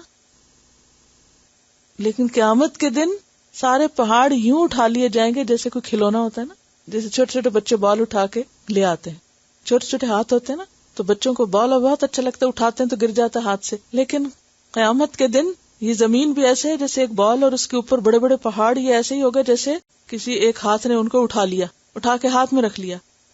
وَحُمِلَتِ الْأَرْضُ وَالْجِبَالُ فَدُكَّتَا دَكَّةً وَاحِدَةً، پھر ان کو ریزہ ریزہ کر دیا جائے گا ایک ہی چھوٹ میں، ایک ہی ڈنڈے سے، بس کچھ زیادہ نہیں کرنا پڑے گا. دک ہوتا ہے کسی چیز کو کوٹنا، پیسنا، اور ریزہ ریزہ کر دینا، توڑ پھوڑ کے، جیسے پنجابی میں کہتے ہیں نا پھیتی پھیتی کر دینا، ٹکڑے ٹکڑے کر دینا. وَحُمِلَتِ الْأَرْضُ وَالْجِبَالُ فَدُكَّتَا دَكَّةً وَاحِدَةً، دکا واحدہ، ایک چوٹ، بس ایک چوٹ، اور ساری چیز ٹوٹ جائے گی. کبھی آپ نے پہاڑوں کو توڑنے والی مشینیں دیکھی، کرشز جو ہوتے ہیں، اور ان کے اندر جو ساؤنڈ ہوتی ہے اور جتنی وہ ایفرٹ لگتی ہے ان کو توڑنے میں، تو مہینوں لگ جاتے ہیں، اور تھوڑا سا حصہ مشکل ہوتا ہے کوٹنا، یعنی پہاڑ کاٹنا یا ڈائنامٹ پھینک کے الگ کرنا، وہ ٹکڑے کر، وہ الگ بات ہے. لیکن یہ کیا ہے، چھوٹی چھوٹی بجری بن جائے گی، اور صرف ایک چوٹ سے. اب سوچیں کہ وہ ایک چوٹ کتنی سخت چوٹ ہوگی. دنیا میں ابھی تک کوئی ایسی چیز نہیں جو پوری زمین کو بیک وقت ایک چیز پھینک کے ختم کر سکے. اگرچہ انسان نے ایسی چیزیں بنا لی ہیں کہ جو کسی ایک پہاڑ کو گرا دیں، یا کسی ایک چیز کو، ایٹم بم وغیرہ کی قسم کی چیزیں جو دھماکے ہوتے ہیں، تو آپ نے دیکھا ہوگا کہ جن پہاڑوں میں وہ کرتے ہیں وہ پہاڑ بےچارے یوں آ گرتے ہیں اور دھواں اوپر کو نکل جاتا ہے. لیکن قیامت کے دن یہ سب کچھ، پوری زمین اور سارے کے سارے پہاڑ، صرف ایک ڈنڈے سے یا ایک چوٹ سے یا ایک جھٹکے سے پیس کے رکھ دیے جائیں گے. دکتا دکتا واحدہ، اور دک کہتے ہیں نرم ہموار زمین کو. اچھا، نرم زمین کب ہوتی ہے؟ جب اس کی مٹی کیسی ہو، بربری اور باریک ہو، جیسے ریت ہوتی ہے یا مٹی ہوتی ہے جس میں سنگلاخ چٹانیں ہو، وہ نرم زمین نہیں ہوتی. دک کیا ہوتا ہے؟ نرم زمین. گویا سب کچھ اٹھا کے پیس کے چورا بھی نہیں، بورا کر دیا جائے گا. اور پھر ایک نہیں بلکہ پوری زمین، ساری کی ساری زمین، اور زمین میں کیا کچھ ہے، اس کے اندر لوہا بھی ہے اور اس کے اندر دیگر دھاتیں بھی ہیں، سونا چاندی، کیا کچھ، ان سب چیزوں کو ہی پیس کے رکھ دیا جائے گا. فَدُكَّتَا دَكَّةً وَاحِدَةً، اس قوت کا اندازہ لگائیں، اس طاقت کو محسوس کریں کہ جو ان سب چیزوں کو ختم کر دے گی. دیکھیں عام طور پہ ہم چھوٹی چھوٹی چیزیں گرائنڈ کرتے ہیں نا گھر میں، کوئی چیز آپ توڑیں، پیسیں، کاٹیں، کتنی ایفرٹ لگتی ہے، کتنا وقت لگتا ہے، کتنے لوگ اس میں لگتے ہیں، اور کتنی دفعہ اس کو توڑنا پڑتا ہے. اگر کوئی چھوٹی سی چیز بھی آپ پیسیں نا، توڑیں، حالانکہ وہ اتنی سخت بھی نہیں ہوتی، اس کو کر کر کے توڑ پھر جا کے وہ پستی ہے. اور یہاں کیا ہے؟ فدکتا دکتا واحدہ، اور بس، کیونکہ قیامت کے دن پوری زمین بدل کے کیا کر دی جائے گی؟ جیسے روٹی سے مثال دی گئی، تو یوں لگتا نا جیسے اتنی باریک پیس دی جائے گی ہر چیز، لا تری فیہا عوجا ولا امتا، کوئی اونچ نیچ نہیں ہوگی، ہر چیز ملا کے جیسے میدے کی روٹی سے اسے تشبیہ دی گئی، ہر چیز ایک ہی دفعہ کوٹ کے برابر کر کے جیسے ایک روٹی بنا کے اس کو پھیلا دیا جائے اور سب لوگوں کو وہاں کھڑا کر دیا جائے گا. وحملت الارض والجبال فدکتا دکتا واحدہ فیومئذ وقعت الواقعہ، اس دن واقع ہو جائے گا واقعہ، پیش آنے والی پیش آ جائے گی، واقع ہونے والی واقع ہو جائے گی. کس چیز کی طرف اشارہ ہے؟ قیامت کی طرف. اس دن قیامت آ چکے گی. وانشقت السماء، صرف زمین ہی نہیں آسمان بھی پھٹ جائے گا، شق ہو جائے گا، ٹکڑے ٹکڑے ہو جائے گا. شق کا کیا معنی ہے؟ ٹکڑے ہونا. زمین تو پس جائے گی لیکن آسمان پسنے کی بات نہیں آتی، ٹکڑے ہونے کی بات آتی، اس کے ٹکڑے ہو جائیں گے. فَهِيَ يَوْمَئِذٍ وَاهِيَةٌ، پس وہ اس دن ڈھیلا پڑ جائے گا، کمزور ہو جائے گا. واو ہا یا کا مطلب ہوتا ہے واہیون، کسی چیز کے جوڑ ڈھیلے پڑ جانا، رسی کا بند کمزور اور ڈھیلا ہونا، بادلوں کا ٹکڑے ٹکڑے ہونا. یعنی آسمان کے ٹکڑوں کو آپ کس سے سمجھ سکتے ہیں؟ جیسے بعض اوقات آپ دیکھتے ہیں نا تو بادل ایک پوری چادر کی طرح ایک ہی چیز نظر آتا ہے، جیسے آسمان ہو، ایسے لگتا ہے آسمان پہ ایک اور آسمان آ گیا. اور بعض اوقات جب وہ چھٹنے لگتا ہے، بارش وارش ہو چکتی ہے، تو پھر ٹکڑے ٹکڑے ٹکڑے ہو کے بادل پھیل جاتے ہیں اور پھر اس کے بعد سب رواں ہو جاتے ہیں، ختم ہو جاتا ہے، مطلع صاف ہو جاتا ہے. تو قیامت کے دن آسمان بھی آسمان کی طرح نظر نہیں آئے گا، بلکہ بادلوں کے ٹکڑوں کی طرح الگ الگ پیچز نظر آئیں گے. فَهِيَ يَوْمَئِذٍ وَاهِيَةٌ، وہ اس دن ڈھیلا پڑ جائے گا. وَالْمَلَكُ عَلَى أَرْجَائِهَا، اور فرشتے اس کے اطراف پر چلے جائیں گے. کیونکہ انسان کے ذہن میں آتا نا کہ اچھا اگر آسمان کے ٹکڑے ہو جائیں گے تو پھر آسمان کی مخلوق کہاں جائے گی؟ آپ کو معلوم ہے نا کہ اس وقت آسمان پر 4 انگلی رکھنے کی جگہ ایسی نہیں جہاں کوئی نہ کوئی فرشتہ سجدے میں نہ پڑا ہوا ہو، اور اس بوجھ کی وجہ سے آسمان چرچرا رہا ہے. اور آپ نے فرمایا حق یہ ہے کہ وہ چرچرائے. چرچراتا کب ہے؟ جیسے آپ اگر اپنے بہت سارے مہمان لے کر اپنے بیڈ روم میں چلے جائیں اور وہ سارے وہاں چلنے پھرنے لگے تو کیا ہوتا ہے؟ چھت چرچر کرنے لگتی ہے یا اس میں کچھ نہ کچھ وہ آوازیں آنے لگتی. تو اتنی مخلوق ہے آسمان کے اوپر کہ وہ ان کے بوجھ سے جیسے چرچرا رہا ہو، اتنی عبادت اللہ کی ہو رہی ہے. اب وہ آسمان جب پھٹے گا تو مخلوق کہاں جائے گی؟ فرمایا وہ کناروں پہ چلی جائے گی. الا ارجائها، وہ ٹکڑوں کے کناروں پہ چلے جائیں گے، یا وہ ایک طرف کو چلے جائیں گے، کیونکہ وہ ان کو تو اٹھا نہیں سکے گی، وہ آسمان ان کو اٹھائے گا نہیں. اب وہ اطراف کیسے ہوں گے، ارجا کیسے ہوں گے، یہ اللہ ہی بہتر جانتا ہے، لیکن ان کا حال بھی بتا دیا گیا. اور ملک کا ویسے تو لفظی معنی ایک فرشتہ ہوتا ہے، لیکن یہاں اسم جنس ہے. یاد رکھیے ترجمہ کرنے میں غلطی نہ کریں، کیونکہ بعض اوقات لفظ واحد لکھا ہوتا ہے لیکن معنی جمع کا ہوتا ہے. اب اگر یہاں پر ترجمے میں آپ کو امتحان میں دیا جائے اور آپ یہاں فرشتے لکھ دیے جائیں اور استاد کاٹ دے تو یہ تو سنگولر ہے اور آپ نے جمع کیسے لکھ دیا؟ تو الملک کیا ہے؟ یہ اصل میں وہ کامن غلطیاں جو ہم عام طور پہ کر جاتے ہیں یا ایسے ہی بے وجہ کسی کی پوائنٹ آؤٹ کر دیتے ہیں. دیکھو اس نے جمع کو واحد کر دیا یا واحد کا جمع لکھ دیا ہے. تو یہ بارہا ہوتا ہے کہ لکھا ہوا واحد ہوتا ہے لیکن ترجمہ اس کا جمع میں آتا ہے، اور اس کا اصول پیچھے کیا ہے؟ اسم جنس ہے وہ، یعنی ون ورڈ پوری اپنی کمیونٹی کو ریپرزینٹ کر رہا ہے. والملک علی ارجائها، اور فرشتے اس کے کناروں پر ہوں گے، ارجا پر ہوں گے، رجا کی جمع ہے یہ. وَيَحْمِلُ عَرْشَ رَبِّكَ، اور اٹھائے ہوئے ہوں گے تیرے رب کا عرش، فوقہم اپنے اوپر، یومئذ اس دن، 8 8. جیسے رابعہ 4 ہے تو چوتھے تو 8 کیا ہے؟ 8. اور یہ تا جو ہے نا مؤنث کی ہے، ٹھیک ہے. عربی میں ہندسے جو ہیں مذکر اور مؤنث دونوں طرح استعمال ہوتے ہیں. جیسے ثانی ہے نا تو ثانیہ بھی ہوتا ہے، ٹھیک ہے. رابع ہے تو رابعہ بھی ہوتا ہے، اور اسی طرح 8 ہے 8 8. یومئذ اس دن، تعرضون تم پیش کیے جاؤ گے، تم حاضر کیے جاؤ گے. کہاں؟ اللہ کے سامنے لے آئے جاؤ گے. لا تخفا، نہ چھپا ہوگا، منکم تم سے، خافیہ چھپنے والا. انتہائی چھپی ہوئی چیز. عربی میں یہ جو خافیہ ہے نا، یہ کوے کے پروں کے نیچے چھوٹا سا پر جو چھپا ہوا ہوتا ہے، اوپر سے نظر نہیں آتا. جو اوپر پر ہوتے ہیں نا وہ تو سب کو نظر آتے ہیں نا. کچھ پر ایسے ہوتے ہیں جو پرندہ اڑتا ہے تو نظر آنے لگتے ہیں، ویسے وہ ایک دوسرے کے اندر ہوتے ہیں، جب کھلتے ہیں تو وہ سامنے آ جاتے ہیں. کبھی پروں کا کھلنا اور سکڑنا دیکھا؟ لیکن خافیہ وہ پر ہوتا ہے جو کھل کے بھی نظر نہیں آتا سامنے، وہ اندر کر کے چھپا ہوا ہوتا ہے. اب آپ دیکھیں کہ خافیہ کون سے اعمال ہیں جو انتہائی چھپا کے کیے ہوئے ہوں، چاہے اچھے ہو چاہے برے ہو. ویسے ہم اچھے کام تو کم ہی خافیہ کے درجے پہ کرتے ہیں، لیکن عموماً اتنا زیادہ چھپایا جانا کس کا ہوتا ہے؟ غلط چیزوں کا. لیکن قیامت کے دن وہ سب سامنے آ جائیں گی. اندر چھپا کے رکھی ہوئی چیزیں، جو دل کا وہ سواد ہے نا، سواد قلب کہتے ہیں نا، وہ دل کے اندر کا حصہ، جس میں کوئی بات ایسی جو کسی کو بھی نہ پتا ہو، وہ بھی باہر آ جائے گی. وہ نیتیں، ارادے، راز، چھپی ہوئی خواہشات، کچھ بھی سب باہر.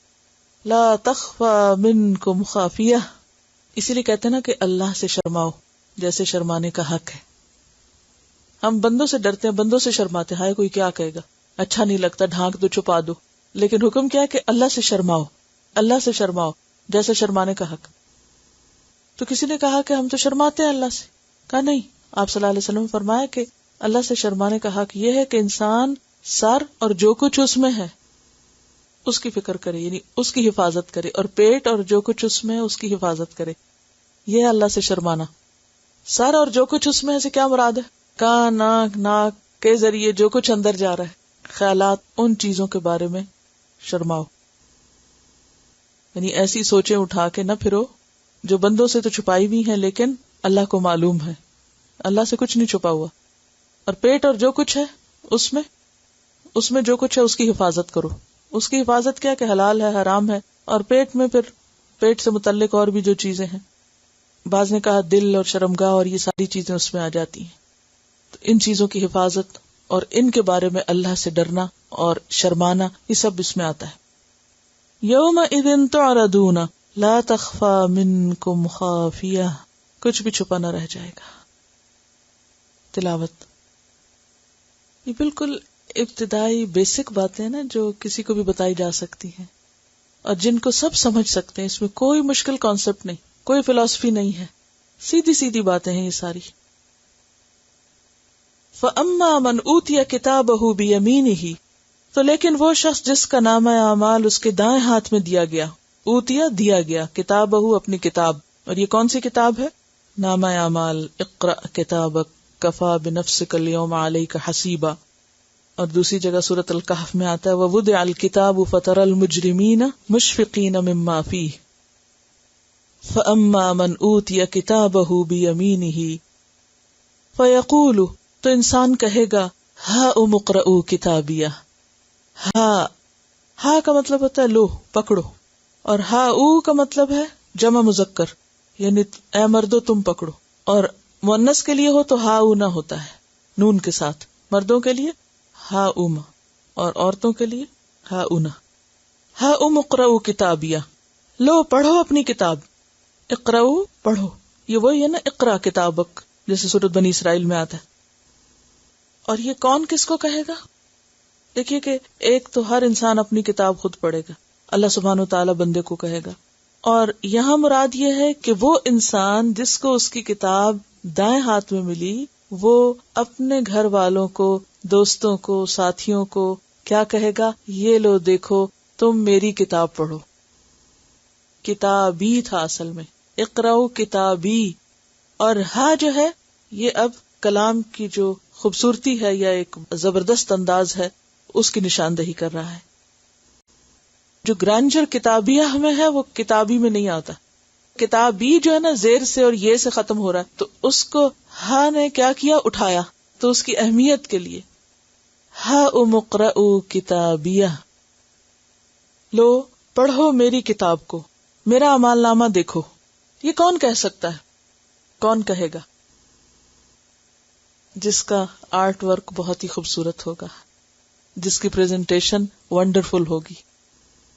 انسان اگر کوئی بہت اچھی چیز بنائے، کوئی اچھی پینٹنگ، کوئی اچھی سلائی کڑھائی، کوئی اچھی ڈش، کوئی اچھا ڈیکوریشن پیس تیار کرے، کچھ لکھے، اچھا مضمون لکھے، کتاب لکھے، کوئی چیز پبلش ہو، کوئی ایگزیبیشن ہو دنیا میں، تو ایک دوسرے کو بتاتے آؤ دیکھو میری ایگزیبیشن.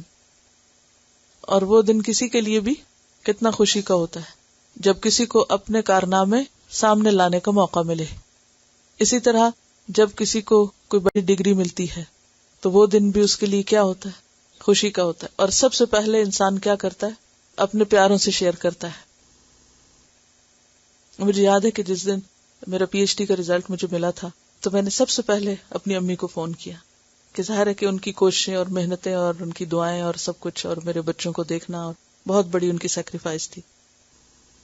تو اس دن مجھے یہ یاد آ رہا تھا کہ قیامت کے دن بھی اگر انسان کامیاب ہو تو سب سے پہلے کس سے شیئر کرنا چاہے گا؟ جس کا اس کے دل میں سب سے زیادہ عزت، محبت اور ایک قریبی تعلق ہوگا. کیونکہ انسان کو یہ پتا ہوتا ہے کہ جو شخص میرے لیے سنسیئر ہے وہ میری خوشی پہ بھی خوش ہوگا، اور جو جیلس ہے اگر آپ اس کو شیئر کریں بھی تو کیا ہوتا ہے؟ اس کے فیشل ایکسپریشن بدل جاتے ہیں، وہ دیکھ کے خوش ہونے کی بجائے حسرت کا شکار ہو جاتا ہے. تو پھر انسان کیا کہتا ہے؟ اس کو بتاؤ ہی نہ. تو انسان بتاتا اس کو ہے جو واقعی آپ کی خوشی پہ خوش ہو. اور ماں باپ ایسی ہستی ہوتے ہیں کہ جو چھوٹا سا بچہ الٹا سیدھا بھی کام کرے تو وہ اس کے خوش ہو رہے ہوتے ہیں. بچے کام خراب کر رہے ہیں نا اور ماں دیکھ دیکھ کے خوش ہو رہی تھی تو بعض اوقات حیرت ہوتی ہے کہ اس میں کون سی خوش ہونے کی بات ہے؟ بچہ الٹا کام کر رہا اور ماں خوش ہو رہی ہے، کیونکہ اس کو بچے کا وہ بھی کارنامہ لگ رہا ہوتا ہے.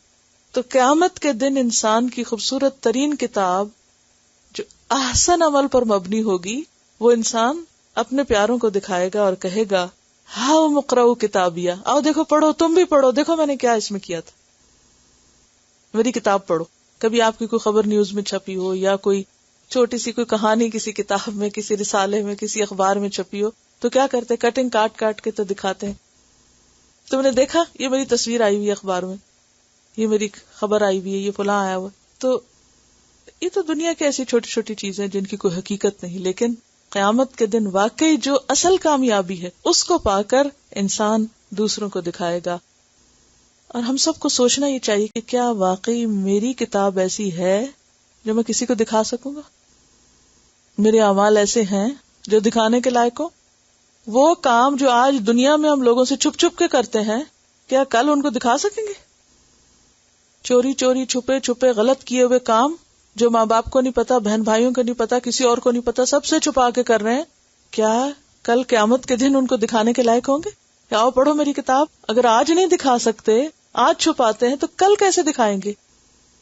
اسی لیے کہتے ہیں نا کہ الاثم ما حاک فی نفسک، گناہ وہ ہے جو تمہارے دل میں کھٹک جائے اور تم ناپسند کرو کہ لوگ اس کو جانیں، جو تم لوگوں کو دکھا نہ سکو، جس کو دکھانا تمہیں اچھا نہ لگے. تو اگر ایسے اعمال سے کتاب بھری ہوئی ہے تو پھر قیامت کے دن کیسے دکھا سکیں گے؟ منافق کے اعمال ایسے ہوتے ہیں نا، اندر سے کچھ، باہر سے کچھ، دل میں کچھ، اوپر سے کچھ، سامنے کچھ، پیچھے کچھ، لوگوں کے بیچ میں کچھ، تنہائی میں کچھ. تو ایسے تمام کام چھوڑ دینے کی ضرورت ہے ہمیں کہ جو ہم آج نہیں دکھانا چاہتے تو کل بھی نہ دکھا سکیں. اچھا دنیا میں تو ہم کیا کرتے ہیں؟ اپنے نشان بھی مٹا دیتے ہیں. جیسے چور ہیں چوری کر کے یا غلط لوگ غلط کام کر کے اپنے نشان مٹاتے جاتے ہیں، کسی کو نہ پتا چلے. قیامت کے دن تو کوئی مٹا ہی نہیں سکے، وہ تو سب اٹھا کے پھر واپس سامنے آ جائے گا، ہائی لائٹ ہو جائے گا. تو ہم سب کو ایسی کتاب اپنی لکھنے کی ضرورت ہے کیونکہ ہم اپنا نامہ اعمال خود لکھ رہے ہیں کہ جو واقعی دکھانے کے قابل ہو، جو انتہائی خوبصورت، اور اس کی خوبصورتی اور اس کی چمک اس کے اندر سے ہوگی، اوپر سے نہیں ہوگی.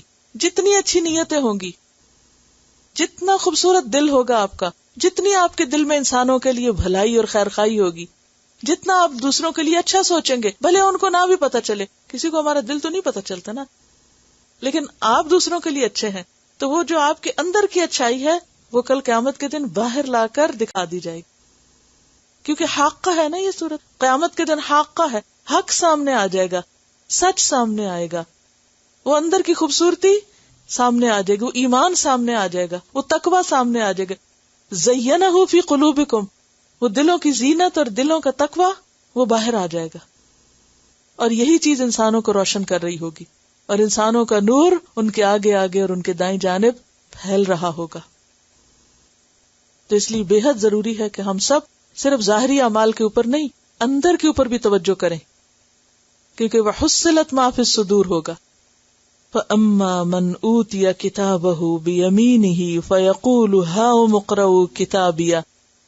اور یہ کیوں کہے گا انی ظننت، بے شک مجھے یقین تھا، انی ملاقن حسابیہ، کہ میں حساب کتاب کو ملنے والا ہوں.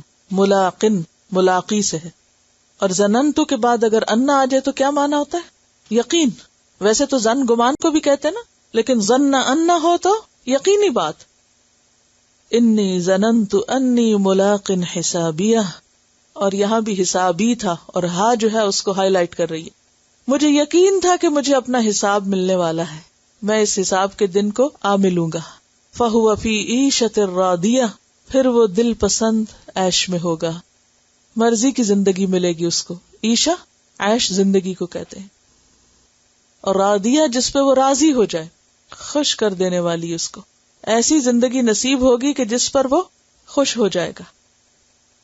فی جنت عالیہ، بلند جنتوں میں، جنت عالی میں. کیونکہ جنت کے درجے ہیں نا، ہر درجے کے درمیان کتنا فاصلہ ہوگا، جیسے زمین اور آسمان کا. آپ صلی اللہ علیہ وسلم نے فرمایا جنت میں 100 درجے ہیں جو اللہ نے مجاہدین فی سبیل اللہ کے لیے تیار کیے ہیں. 2 درجوں کے درمیان زمین و آسمان جتنا فاصلہ ہوگا. صحیح مسلم کی روایت ہے. تو ایسے لوگ جن کے اندر بھی اچھے ہیں اور جن کے باہر بھی اچھے ہیں، اور جن کا نامہ اعمال انتہائی خوبصورت ہے، وہ کہاں ہوں گے؟ ان کو کیسی زندگی نصیب ہوگی؟ راضی کر دینے والی، جس پہ وہ خوش ہو جائیں، اور وہ انتہائی بلند جنتوں میں ہوں گے، بہت اونچے مقام پر، بہت اونچے گریڈز کے ساتھ. فی جنت عالیہ. اور یہ انہی کو نصیب ہوگے جن کو یہ یقین ہے کہ ہمارے اعمال قیامت کے دن ہمارے سامنے آئیں گے اور ہمیں بدلہ مل کر رہے گا. الذین یظنون انہم ملاقو ربہم، جنہیں پتا ہے کہ رب کی ملاقات یقینی بات ہے، تو وہ اس کی تیاری میں لگے رہتے ہیں اور وہاں دکھانے کے لیے کام کرتے ہیں، یہاں کے لیے نہیں. چونکہ ہمیں آخرت بھولی بھی ہوتی ہے، لہٰذا ہم ہر اچھا کام یہاں دکھانے کی نیت سے کرنے لگتے ہیں. یہ بھی دیکھ لے، وہ بھی دیکھ لے، یہ بھی ہمیں بڑا سمجھے، وہ بھی سمجھے، اس کا کیا فائدہ؟ لیکن جس کو یقین ہو کہ کل قیامت کے دن اللہ دیکھے گا، ایمان والے دیکھیں گے اور وہ ہم سے راضی ہوگا، تو پھر اس کو یہ چھوٹی چھوٹی دکھاوے کی باتیں بہت چھوٹی لگتی. دنیا میں بھی رہنے کے مقامات کے درجے ہیں. مثلا ایک شخص کسی جنگل میں رہتا ہے، کوئی گاؤں میں رہتا ہے، کوئی پھر کسی ٹاؤن میں رہتا ہے، پھر کوئی کسی شہر میں، پھر وہ کسی اور ملک میں، پھر وہ اس ملک کے بھی کسی بہت پوش علاقے میں. تو دنیا میں بھی رہائش کے مقامات درجہ بدرجہ ہیں، تو اسی طرح آخرت میں بھی درجہ بدرجہ ہے. اور آپ نے دیکھا ہوگا کہ گاؤں کے لوگ جب شہر میں آتے ہیں تو ہر چیز کو پھٹی نگاہوں سے دیکھتے ہیں، یہ بھی وہ بھی وہ بھی. پھر ایک ملک سے دوسرے میں جاتے ہیں تو پھر وہاں کی ہر چیز ان کو بہت عجیب لگتی ہے، اتنی اونچی بلڈنگ، اتنا اونچا مقام، ایسی چیز ویسی چیز. تو اسی طرح قیامت کے دن بھی جب نیچے والے اوپر والوں کو دیکھیں گے تو ان کے سر کی ٹوپیاں گر جائیں، اتنا اونچا ہوگا ایک سے دوسرا درجہ. اور کہاں کہ وہ سب سے اونچے. فی جنت عالیہ قطوفها دانیہ، قطوف قطف سے ہے، چنے ہوئے پھل یا توڑے ہوئے پھل. اس کے پھل جھکے ہوئے ہوں گے، دانیہ دنوب سے، لٹکے ہوئے ہوں گے، لٹکتے پھل یا قریب ہوں گے. کلو واشربو، کھاؤ اور پیو، ہنیم مزے لے کر، کھاؤ پیو. بما اسلفتم، بوجہ اس کے جو آگے بھیجا تم نے، فی الایام الخالیہ، گزرے ہوئے دنوں میں، ماضی میں. خالیہ خلا سے ہے جو گزر چکا، قد خلت من قبلہ الرسل، پڑھا نا پیچھے. کیونکہ جو چیز گزر جاتی ہے تو وہ خالی ہو جاتی ہے. مثلا گزرا ہوا زمانہ کیا ہے؟ خالی. خالی کیوں؟ مثلا آپ دیکھیں کہ آپ اپنے دادا نانا کے گھروں کو دیکھیں، کیا ہوئے؟ خالی ہو گئے نا، گزر گئے، گھر خالی ہو جاتے ہیں. اور یہ صرف ماضی کے ساتھ ہے، یعنی جو وقت گزرتا ہے لوگ مرتے جاتے ہیں، چیزیں ختم ہوتی جاتی ہیں اور وہ گھر خالی ہوتے جاتے ہیں اور زندگی ہاتھ سے نکلتی جاتی ہے، وقت نکلتا جاتا ہے. تو آج ہمارے پاس جو ہے نا یہ بہت جلد چلا جائے گا، ہاتھوں سے نکل جائے گا. اور اگر ہم پیچھے پلٹ کے دیکھیں تو وہ کیا ہے؟ خالی. تو خالی دنوں میں، خالی زمانے میں، جس میں زمانے میں رہنے والے لوگ باقی نہ رہے، گزر گئے، اس میں جو کچھ کسی نے کیا وہ اب باقی ہے. وہ آگے ملے گا، پیچھے تو کوئی جا نہیں سکتا. یعنی دنیا کے لیے جو کرتا ہے وہ تو ختم ہوتا جاتا ہے، اور جو آگے کے لیے کرتا ہے وہ بچتا ہے. آگے پہنچ کے پیچھے ہر چیز خالی نظر آئے گی. کلوا واشربوا ہنیئا بما اسلفتم فی الایام الخالیہ. تو یہ تھی جنت کی ڈسکرپشن. یہ 10 پارے پورے ہوئے تھے 30 نومبر کو. تو یہ پورا سال گزرا. تو یہ کیا ہو گیا آپ کے لیے؟ الایام الخالیہ. وقت گزر گیا اور اب آپ 29 پہ پہنچ گئے. اور یہ وقت ویسے بھی گزر جاتا، ویسے بھی گزر جاتا. تو جو بھی وقت آپ کا گزرا اس قرآن کے ساتھ، جتنی بھی مشکل گزری، جو بھی لکھا پڑھا سنا سنایا، جو کچھ بھی کیا، دن بدن لمحہ بلمحہ، خالی چیز یا خالی برتن سے کچھ حاصل نہیں ہوتا نا. اب وہ جو سال گزر گیا، وہ اگر آپ اس کو پکڑنا چاہیں، اس کو لانا چاہیں، اس میں کچھ کرنا چاہیں، وہ خالی ہے، کچھ بھی نہیں ہے ہاتھ میں. اب نکالیں ہاتھ سے پچھلا سال، اور وہ سب جو کیا وہ کہاں چلا گیا؟ آگے. اگر اچھی نیت کے ساتھ کیا، حق ادا کر کے کیا، تو وہ وہاں محفوظ ہے. انی ظننت انی ملاق حسابیہ، وہ کل ملاقات کے وقت جا کے مل جائے گا. ساری محنت سامنے رکھی ہوئی ہوگی. اور جو وقت ضائع کیا وہ بھی خالیہ، وہ بھی پیچز خالی ہوں گے وہاں. اور آئندہ زندگی بھی اسی طرح گزر جائے گی. اس کو پکڑنے کی فکر کریں، اور ابھی سے آگے کی فکر کریں کہ اس کو پکڑنا کیسے، ہمیں چھوٹنے نہیں دینا، ہاتھ سے جانے نہیں دینا کہ زندگی ایسے ہی گزر جائے. نہیں، اگر پہلے سلیقہ نہیں تھا اس کو استعمال کرنے کا، اور اب اگر اللہ نے دے دیا تو کوئی شیطان اس پہ ڈاکہ نہ ڈالے اور کوئی اس راہ سے ہٹانے نہ پائے. وَأَمَّا مَنْ أُوتِيَ كِتَابَهُ بِشِمَالِهِ، اور جہاں تک اس شخص کا تعلق ہے جس کو اس کی کتاب اس کے بائیں ہاتھ میں ملی. شمال اور شم علی پیچھے پڑ چکے ہیں آپ، بائیں ہاتھ میں. فَيَقُولُ، تو وہ پکار اٹھے گا، یا لیتنی لم اوت کتابیہ، اے کاش کہ میں نہ دیا گیا ہوتا اپنی کتاب، کاش یہ میری کتاب مجھے نہ ملتی. لیکن وہ تو پکڑا دی جائے گی، تو سٹیمپ کر کے دے دی جائے گی، یہ تمہارا ہی ہے، لے لو اس کو. پہچان جائے گا انسان اس کو، یہ میں ہی ہوں، یہ میں نے ہی کیا تھا. وَأَمَّا مَنْ أُوتِيَ كِتَابَهُ بِشِمَالِهِ فَيَقُولُ يَا لَيْتَنِي لَمْ أُوتَ كِتَابِيَهْ، حسرت، ندامت، شرمندگی، افسوس. یا لیتنی ولم ادری ما حسابیہ، اور نہ میں جانتا کہ حساب کیا ہوتا ہے. کاش مجھے یہ دن نہ دیکھنا پڑتا اور میری عقل کام نہ کرتی اس وقت. بعض اوقات انسان کو اللہ جب سمجھ دیتا ہے نا، اور وہ حقائق نظر آنے لگتے ہیں جو عام لوگوں کو نظر نہیں آتے، تو انسان ان کو دیکھ کے کہتے ہیں کہ یہ کتنے مزے میں ہیں، ان کو تو یہ باتیں سمجھ ہی نہیں، اور میری سمجھ میں آتی ہیں تو میرا جینا حرام ہے، چین نہیں آتا. اگر دنیا میں ایسی کیفیت ہو اور انسان کو آخرت سمجھ آنے لگے تو اس پہ شکر کرنا چاہیے. کیونکہ اگر آج فکر نہیں کی اور آج یہ تکلیف نہیں اٹھائی تو کل قیامت کے دن ایسے ہی ناسمجھ لوگ الحاقہ کو دیکھتے ہی آنکھیں کھول دیں گے اور تمنا کریں گے کاش یہ ہمیں اب سمجھ نہ آئے. وَلَمْ أَدْرِ مَا حِسَابِيَهْ، مگر اب تو فیس کرنا ہی کرنا ہے. یا لیتہا، اے کاش کہ وہ کون؟ موت. کانت، ہوتی، القاضیہ، فیصلہ کرنے والی. کاش کہ موت فیصلہ کر دیتی. کس کا؟ زندگی کا. کام تمام کر دیتی، یعنی کوئی زندگی دوبارہ نہ ہوتی، جو زندگی گزر گئی بس وہی ہوتی. اور اس وقت انسان انتہائی حسرت و ندامت سے کہے گا ما اغنا عنی مالیہ، نہ کام آیا مجھے میرا مال، میرا مال میرے کسی کام نہ آیا. وہ جو میں نے اتنا کمایا، اتنا جمع کیا، اتنا اکٹھا کیا، وہ تو آج کہیں ہے ہی نہیں ہاتھ میں. اس سے تو کچھ بھی یہاں خریدا نہیں جا سکتا، تو سب بیکار ہو گیا، زیرو ہو گیا.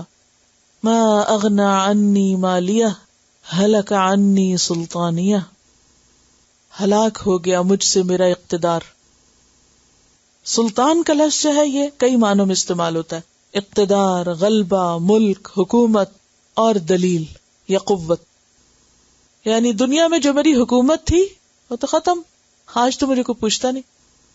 دنیا میں بھی آپ دیکھیں کہ جب کسی کی حکومت ختم ہوتی ہے، زوال آتا ہے، تو وہ حکومت اس کو نہیں بچا سکتی. شاہ ایران کو دیکھیں، صدام کو دیکھیں، مختلف کردار آپ ماضی قریب میں دیکھ سکتے ہیں. اتنی بڑی بڑی فوجیں اور اتنے بڑے بڑے دنیاوی ساز و سامان پناہ نہ دے سکے. اور ریسنٹلی مجھے کسی نے میل بھیجی، اور اس میں ہندوستان کا جو آخری بادشاہ تھا بہادر شاہ ظفر، جب اس کو رنگون بھیج دیا گیا، اور پھر اس کے بعد اس کی اولاد اور اس کے بچے اور اس کے اور نسلیں جو تھی کس طرح کہیں بھیک مانگ رہے تھے اور کہاں کہاں کس کس حال میں تھے، تو پڑھ کے اتنی ہیبت آئی کہ اصل اقتدار اللہ ہی کے پاس ہے، اصل شان اس کی ہے، وہ بادشاہ کو گدا کر دے، اور ایک فیکٹ ہے۔ تو دنیا میں بھی اللہ تعالیٰ ایسے نشانیاں دکھا دیتا ہے، یعنی جب مغل امپائر ختم ہوئی ہے، کتنی بڑی حکومت تھی، لیکن اس کے بعد کیا حال ہوا مسلمانوں کا۔ اسپین میں آپ دیکھیں اور بغداد میں آپ دیکھیں، کئی جگہوں پر یہ سب نظارے دیکھتے ہیں۔ تاریخ سے یہی سبق سیکھنے کے ہیں۔ تو دنیا میں نہیں چیزیں کام آتی، کل آخرت تو پھر کیا کام آئے گی۔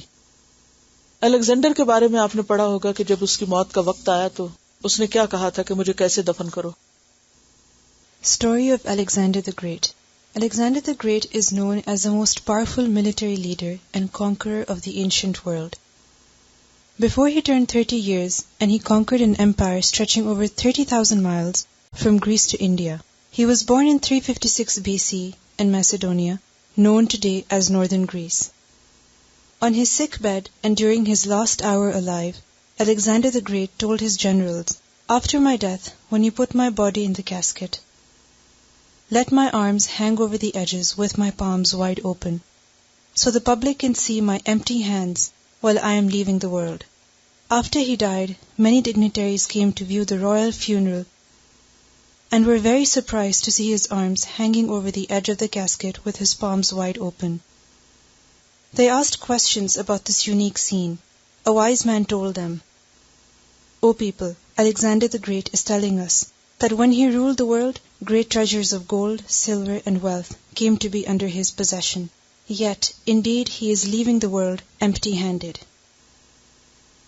Source is partially extracted from the writings of J.C. Pinkerton. Anas bin Malik radiyallahu anhu reported Allah's Messenger sallallahu alaihi wasallam said, "Three things follow the bier of a dead man. 2 of them come back, and 1 is left with him, the members of his family, wealth, and his good deeds. The members of his family and wealth come back, while his deeds alone are left with him." Sahih Muslim.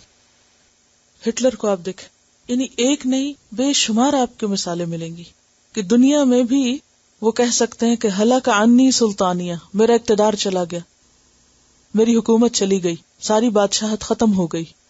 اور ہر شخص چونکہ سلطان نہیں ہوتا تو عام لوگوں کے لیے کیا ہے، جو بھی کسی کا سلطان ہے، چاہے اس کا گھر، ایک عورت جب کسی گھر میں فوت ہوتی ہے تو جو کچھ اس نے مال متاع، زیور زیورات، بچے، اولاد، ہر چیز کیا ہوتا ہے، خود نہیں جاتا انسان، وہ چیزیں چلی جاتی ہیں اس سے۔ ہلاک عنی سلطانیہ، یہ نہیں کہا کہ میں مر گیا، کیا کہا، میرا اقتدار ختم ہو گیا، میری قوت ختم۔ اور یہ ہر ایک کے ساتھ ہے، ہر ایک کے ساتھ، کوئی نہیں بچا ہوا اس سے۔ پھر قوت کے معنی میں بھی سلطان آتا ہے۔ اگر کسی کے پاس کچھ بھی نہیں تو جسمانی قوت تو ہے نا، بڑھاپے میں چلی جاتی، بیماری سے چلی جاتی۔ ایک دن کی بیماری سے انسان بعض اوقات اتنا ویک ہوتا ہے ایک سر درد سے کہ اپنے لیے پانی کا گلاس نہیں خود اٹھا سکتا، یہ حال ہوتا ہے۔ پھر سلطان کا لفظ دلیل کے لیے بھی آتا ہے، زبانی قوت، دلیلیں، حجتیں، باتیں بڑی بڑی، فلسفے، کیوں پڑھیں دین، کیوں جانے دین، کیا ضرورت ہے اس کی، کیا کچھ بولتے ہیں، لیکن جب موت کا فرشتہ آتا ہے بولنا بند ہو جاتا ہے۔ ہلاک عنی سلطانیہ، ساری دلیلیں ختم، اللہ ایک دلیل نہیں سنے گا اپنے خلاف، ساری تعویلیں ختم، اور قیامت کے دن تو یہ حسرت ہی بن کے رہے گی۔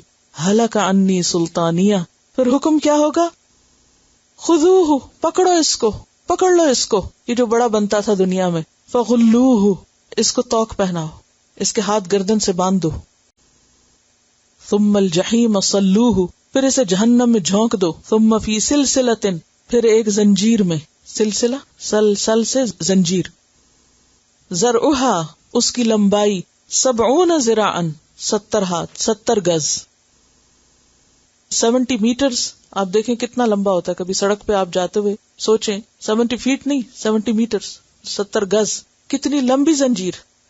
ثم فی سلسلۃ ذرعہا 70 ذراعا، 70 ہاتھ 70 گز لمبی زنجیر لاؤ، فاسلکوہ، اسے اس کے اندر داخل کرو، یعنی اس کے اوپر جکڑ دو، باندھ دو اس کو زنجیر میں، ہل نہ سکے۔ آپ دیکھیں کہ جہنم گہری بہت ہے، چوڑی بہت کم ہے، انتہائی تنگ ہے، جیسے کنواں ہوتا ہے نا، کبھی گہرا کنواں دیکھا ہوگا، کیونکہ وہاں پر تنگ مکانن ضیقن، تنگ جگہ پر لوگ ٹھونس دیے جائیں گے، ہاتھ بھی بندھے ہوئے. یعرف المجرمون بسیماہم فیؤخذ بالنواصی والاقدام، پاؤں بھی بندھے ہوئے، ہل جل نہ سکے، اور اس کے بعد زنجیر میں جکڑا ہوا، اور اوپر سے مکان بھی تنگ، اور جسم سوج سوج کے پھول پھول کے کتنا موٹا، اور آس پاس لوگ اور ان کا بھی شور. کیا جگہ ہوگی دنیا میں. کہیں 2-4 لوگ اکٹھے ہو جائیں گھر میں تو گھبراہٹ ہونے لگتی، کھڑکی کھول دو، دروازہ کھول دو. کہاں اس تنگ جگہ میں لوگ ٹھونس ٹھونس کے بھرے ہوئے ہوں اور اوپر سے ہل جل نہ سکے، ایسے باندھے ہوئے ہوں. خذوہ فغلوہ ثم الجحیم صلوہ ثم فی سلسلۃ ذرعها 70 ذراعا فاسلکوہ. سلکہ کا مطلب ہوتا ہے چلنا اور داخل ہونا یا داخل کرنا، یعنی اس کے اندر اس کو داخل کر دو، اس زنجیر کو، ان بل کے اندر. کیا وجہ ہے اتنی سخت سزا کیوں مل رہی ہے اس کو؟ انہ کان لا یؤمن باللہ العظیم، کیونکہ یہ اللہ العظیم پر ایمان نہیں لاتا تھا، اللہ کی عظمت کو نہیں مانتا تھا. ولا یحض علی طعام المسکین، اور مسکین کو کھانا کھلانے کی ترغیب نہیں دیتا تھا. یہ نہیں کہا خود نہیں کھلاتا تھا، کھلانے کے لیے کہتا نہیں تھا، دوسروں کو نہیں توجہ دلاتا تھا. نتیجہ کیا ہوا اس کے اس بخل کا؟ فلیس لہ اليوم ہاہنا حمیم، تو نہیں ہے اس کے لیے آج کوئی بھی دلی دوست، کوئی دوست نہیں ہے اس کا، یہاں کوئی مددگار نہیں ہے. ولا طعام، اور نہ کوئی کھانا، الا من غسلین، مگر پیپ، زخموں کا دھون، میل کچیل. غسلین کا لفظ ہے یہ غسل سے، ہر وہ چیز جس سے کسی چیز کو دھویا یا میل کاٹی جائے. کبھی کپڑے دھو کے یا کوئی بھی چیز دھو کے جو گندا پانی نکلتا ہے، یا زخم دھو کے جو گندا پانی بچتا ہے، وہ پینے کو دیا جائے گا. اور یہ کون سا پانی ہوگا کہ جہنمیوں کے جسم سے، جلے ہوئے جسموں سے، پھولے ہوئے جسموں سے جو گندا پانی، خون، پیپ ملا ہوا رس رس رس رس کے ایک جگہ پر اکٹھا ہوگا. جب انہیں پیاس لگے گی کہا جائے گا اسی کو پیو. ولا طعام الا من غسلین، کھاؤ بھی اور پیو بھی، یہی تمہارے خوراک ہے. لا یأکلہ الا الخاطئون، نہیں کھائیں گے اس کو مگر خطا کار. خاطئ، جان بوجھ کے غلطیاں کرنے والا، پتہ چل جانے کے بعد بھی غلط کام پہ اصرار کرنے والا. لا یأکلہ الا الخاطئون، نہیں اگر ہاتھ پہ پڑ جائے تو جو چھالا بنتا ہے، چند ڈراپس بھی تیل کے یا گرم ابلتے پانی کے جسم پہ پڑ جائیں، کتنا بڑا چھالا بنتا ہے. اگر آپ اس کو پھوڑیں، پانی بہہ پڑتا ہے اس میں سے. تو کہا یہ کہ وہ جسم جلنے سے اتنے پھولیں گے، اور اس میں پھر پیپ اور خون، اور پھر وہ ہوتا یہ کہ جو پیپ اور خون ہوتا ہے وہ زیادہ دیر ایک جگہ سٹے نہیں کرتا، اس کو بہنا ہی ہوتا ہے. جب وہ بہیں گے تو پھر وہ پانی الگ اکٹھا ہوتا جائے، اور پھر دوبارہ وہ انہی کے جسم میں. اور ناقابل بیان ہے یہ تکلیفیں. لیکن یہ سب کچھ جان کے بھی انسان ہلتا نہیں ہے اپنے آپ سے کہ چھوڑ دے غلط کاموں کو، حرام کو، ناپسندیدہ چیزوں کو، اللہ کی مرضی کے خلاف باتوں کو. اور یہاں آپ دیکھیں کہ جرائم کیا ہیں.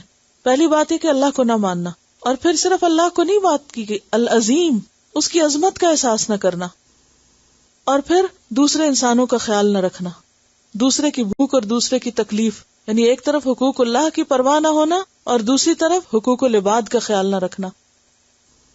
اور مسکین کون ہوتے ہیں؟ محتاج، ضرورت مند، جو آپ پر ڈیپینڈنٹ ہو. جو شخص اتنا خود غرض ہو تو دنیا میں بھی اس کا کوئی دوست نہیں ہوتا، دنیا میں بھی کوئی اس کے پاس نہیں پھٹکتا، کوئی نہیں اس کو پوچھتا. تو ایسے خود غرض لوگوں کو قیامت کے دن بھی کوئی نہیں پوچھے گا، کوئی ان کا دوست نہیں ہوگا. اور اگر دنیا میں دوست ہوں گے بھی تو وہاں وہ چھوڑ جائیں گے کیونکہ دوستوں کو اپنی پڑی ہوگی. اور یہاں پر آپ دیکھیں کہ جو جرم بتایا گیا وہ خطا ہے، خاطئون، خطا کاری. اور پھر یہ کہ دوست تو کیا، رشتہ دار. یوم لا ینفع مال ولا بنون ما اغنی عنہ مالہ وما کسب. اور ہر انسان جو کچھ دنیا میں کما رہا ہے سب پیچھے چھوڑ جائے گا. وَتَرَكْتُمْ مَا خَوَّلْنَاكُمْ وَرَاءَ ظُهُورِكُمْ، جو ہم نے تم کو دیا تھا وہ سب تم کہاں چھوڑا ہے؟ وہ پیچھے رہ گیا، ساتھ کچھ بھی نہیں آیا. ہم اتنا بھولے رہتے ہیں نا، ہم سمجھتے ہیں کہ بس جو آج صحت ہے، جو آج پاس ہے، جو کچھ ہے سب یہی ہے، اور یہ شاید ایسی گاڑی چلتی رہے گی اور اس کا پیٹرول کبھی ختم نہیں ہوگا. ساری خطائیں اسی سے جنم لیتی ہیں، اللہ کو نہ ماننے سے. اب لوگوں نے فیشن بنا لیا ایتھیسٹ کہلانا، بہت فخر سے بتاتے ہیں کہ ہم کچھ بھی نہیں مانتے. جو ماڈرن کہلانا چاہتا ہے وہ اسی فلسفے کو اختیار کر لیتا ہے، بے سوچے سمجھے. کتنا ضروری ہے کہ ہم اپنی اولاد کو یہ سب باتیں بتائیں کہ یہ کوئی معمولی جرم نہیں ہے کہ انہ لا یؤمن باللہ العظیم فلا اقسم، پس نہیں میں قسم کھاتا ہوں. یہ جو لا ہے یہ تاکید کا ہے، یعنی جو تم سوچتے ہو بات وہ نہیں، بات یہ ہے کہ حقیقت کچھ اور ہے. بما تبصرون، ان چیزوں کی جو تم دیکھتے ہو. وما لا تبصرون، اور جو تم نہیں دیکھتے. ہر انسان کچھ دیکھتا اور کچھ نہیں دیکھتا، اور ہر دور کے لوگ ایک مخصوص چیز دیکھتے ہیں اور بعد میں آنے والے کچھ اور دیکھتے ہیں. جب سے قرآن نازل ہوا ہے اب تک بہت سی ایسی چیزیں انسانوں نے دیکھ لی ہیں جس سے پہلے کے لوگ نہیں دیکھ سکتے تھے یا اس دور کے لوگ نہیں دیکھتے تھے. اب ہبل کے ذریعے آپ نے کیسی کیسی چیزیں دیکھی، کہاں کہاں تک کائنات کے راز آپ کے سامنے آ گئے. تو قرآن تو ہر دور کی کتاب ہے، اس لیے کیا کہا، فلا اقسم بما تبصرون، ان سب چیزوں کو گواہ بناتا ہوں. وما لا تبصرون، ان کو بھی جو ابھی تم نہیں دیکھتے، جو انسان کی دسترس میں نہیں آئی.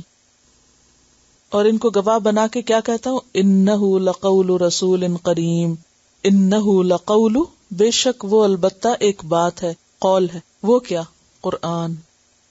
رسول کریم، معزز فرشتے کا، یعنی معزز فرشتہ لے کر آیا اس کو. سورۃ تکویر میں بھی آتا ہے نا، انہ لقول رسول کریم ذی قوۃ عند ذی العرش مکین مطاع ثم امین. تو مراد اس سے کون ہے، جبریل. یعنی یہ کلام جبریل کے ذریعے آیا ہے، معمولی کتاب نہیں. تو قسم پھر دیکھی جانے والی اور اندیکھی چیزوں کی کیوں کھائی گئی؟ اس لیے کہ یہ دونوں چیزیں، دونوں طرح کے حقائق قرآن کی حقانیت پر ہی دلیل ہے. کوئی چیز نئی سے نئی آنے والی معلومات قرآن کو نہیں جھٹلا سکتی، قرآن کو غلط ثابت نہیں کر سکتی، جتنا چاہو ترقی کر لو. اب آپ دیکھیں کہ اس وقت جو مون سپلٹ کی تصویر ہر جگہ انٹرنیٹ پہ گھوم رہی ہے، جو ناسا نے وہ اس کا میں نے ریفرنس بھی منگوایا تھا، اس کا کہ کہاں سے چاند کیسے پٹا، اور لوگ جو اتنا کرٹیسائز کرتے، بلینز ڈالر لگا کے جو ناسا جو ہے اتنی ریسرچ کر رہا ہے تو انسانوں کو کیا فائدہ پہنچ رہا ہے. میں سوچ رہی تھی کہ انسانوں کے اوپر کچھ اور ہی حقانیت ثابت ہو رہی ہے کہ کس طرح وہ باتیں جو قرآن نے 1400 سال پہلے کہیں کہ سورۃ القمر میں آتا نا، اقتربت الساعۃ وانشق القمر، قریب آ گئی قیامت اور شک ہو گیا چاند. تو چاند کا شک ہونا نبی صلی اللہ علیہ وسلم کے معجزات میں سے، جس کا خود قرآن ذکر کر رہا ہے. اور بلینز آف ڈالر سے کسی اور کو کچھ فائدہ ہوا یا نہیں، لیکن وہ جو کل اس وقت چند لوگوں نے دیکھا، آج تم بہت سے دیکھ رہے، ساری دنیا میں گھوم رہی. اب آپ دیکھیں کہ یہ ساری چیزیں کیا بتاتی ہیں، انہ لقول رسول کریم، یہ کتاب کوئی معمولی چیز نہیں ہے. وما هو بقول شاعر، کسی شاعر کا کلام نہیں ہے. قلیلا ما تؤمنون، ساری نشانیاں دیکھ کے بھی کتنا کم ہے جو تم ایمان لاتے ہو، اس کو شاعری بتاتے ہو. ولا بقول کاہن، یہ قرآن کسی کاہن کا کلام نہیں ہے. قلیلا ما تذکرون، کتنا کم تم نصیحت پکڑتے ہو، کتنا کم سبق حاصل کرتے ہو. تنزیل من رب العالمین، نازل کرتا ہے رب العالمین کی طرف سے. اب یہاں پر آپ دیکھیے کہ قرآن کا تعارف بھی آ جاتا ہے. یعنی کتنی مناسب صورت ہے نا ابتدائی دور میں لوگوں کو بتانے کے لیے کہ اس میں قرآن کی بات بھی آ رہی ہے کہ کیا ہے قرآن. تو سائنسی حقائق بھی بات کر سکتے ہیں آپ یہاں. یعنی یہ محمد صلی اللہ علیہ وسلم کا گھڑا ہوا نہیں ہے، کیونکہ آج بھی لوگ کہتے ہیں کہ محمد صلی اللہ علیہ وسلم نے لکھا ہے اس کو. نہیں، انہوں نے نہیں لکھا. وَلَوْ تَقَوَّلَ عَلَيْنَا بَعْدَ الْأَقَاوِيلِ، اور اگر وہ گھڑ لیتے ہم پر کچھ باتیں. تقول کا کیا معنی ہے، باب تفاعل میں، یعنی بتکلف کسی چیز کو بنانا. اور اقاویل یعنی ایسی باتیں کہ جو من گھڑت ہو.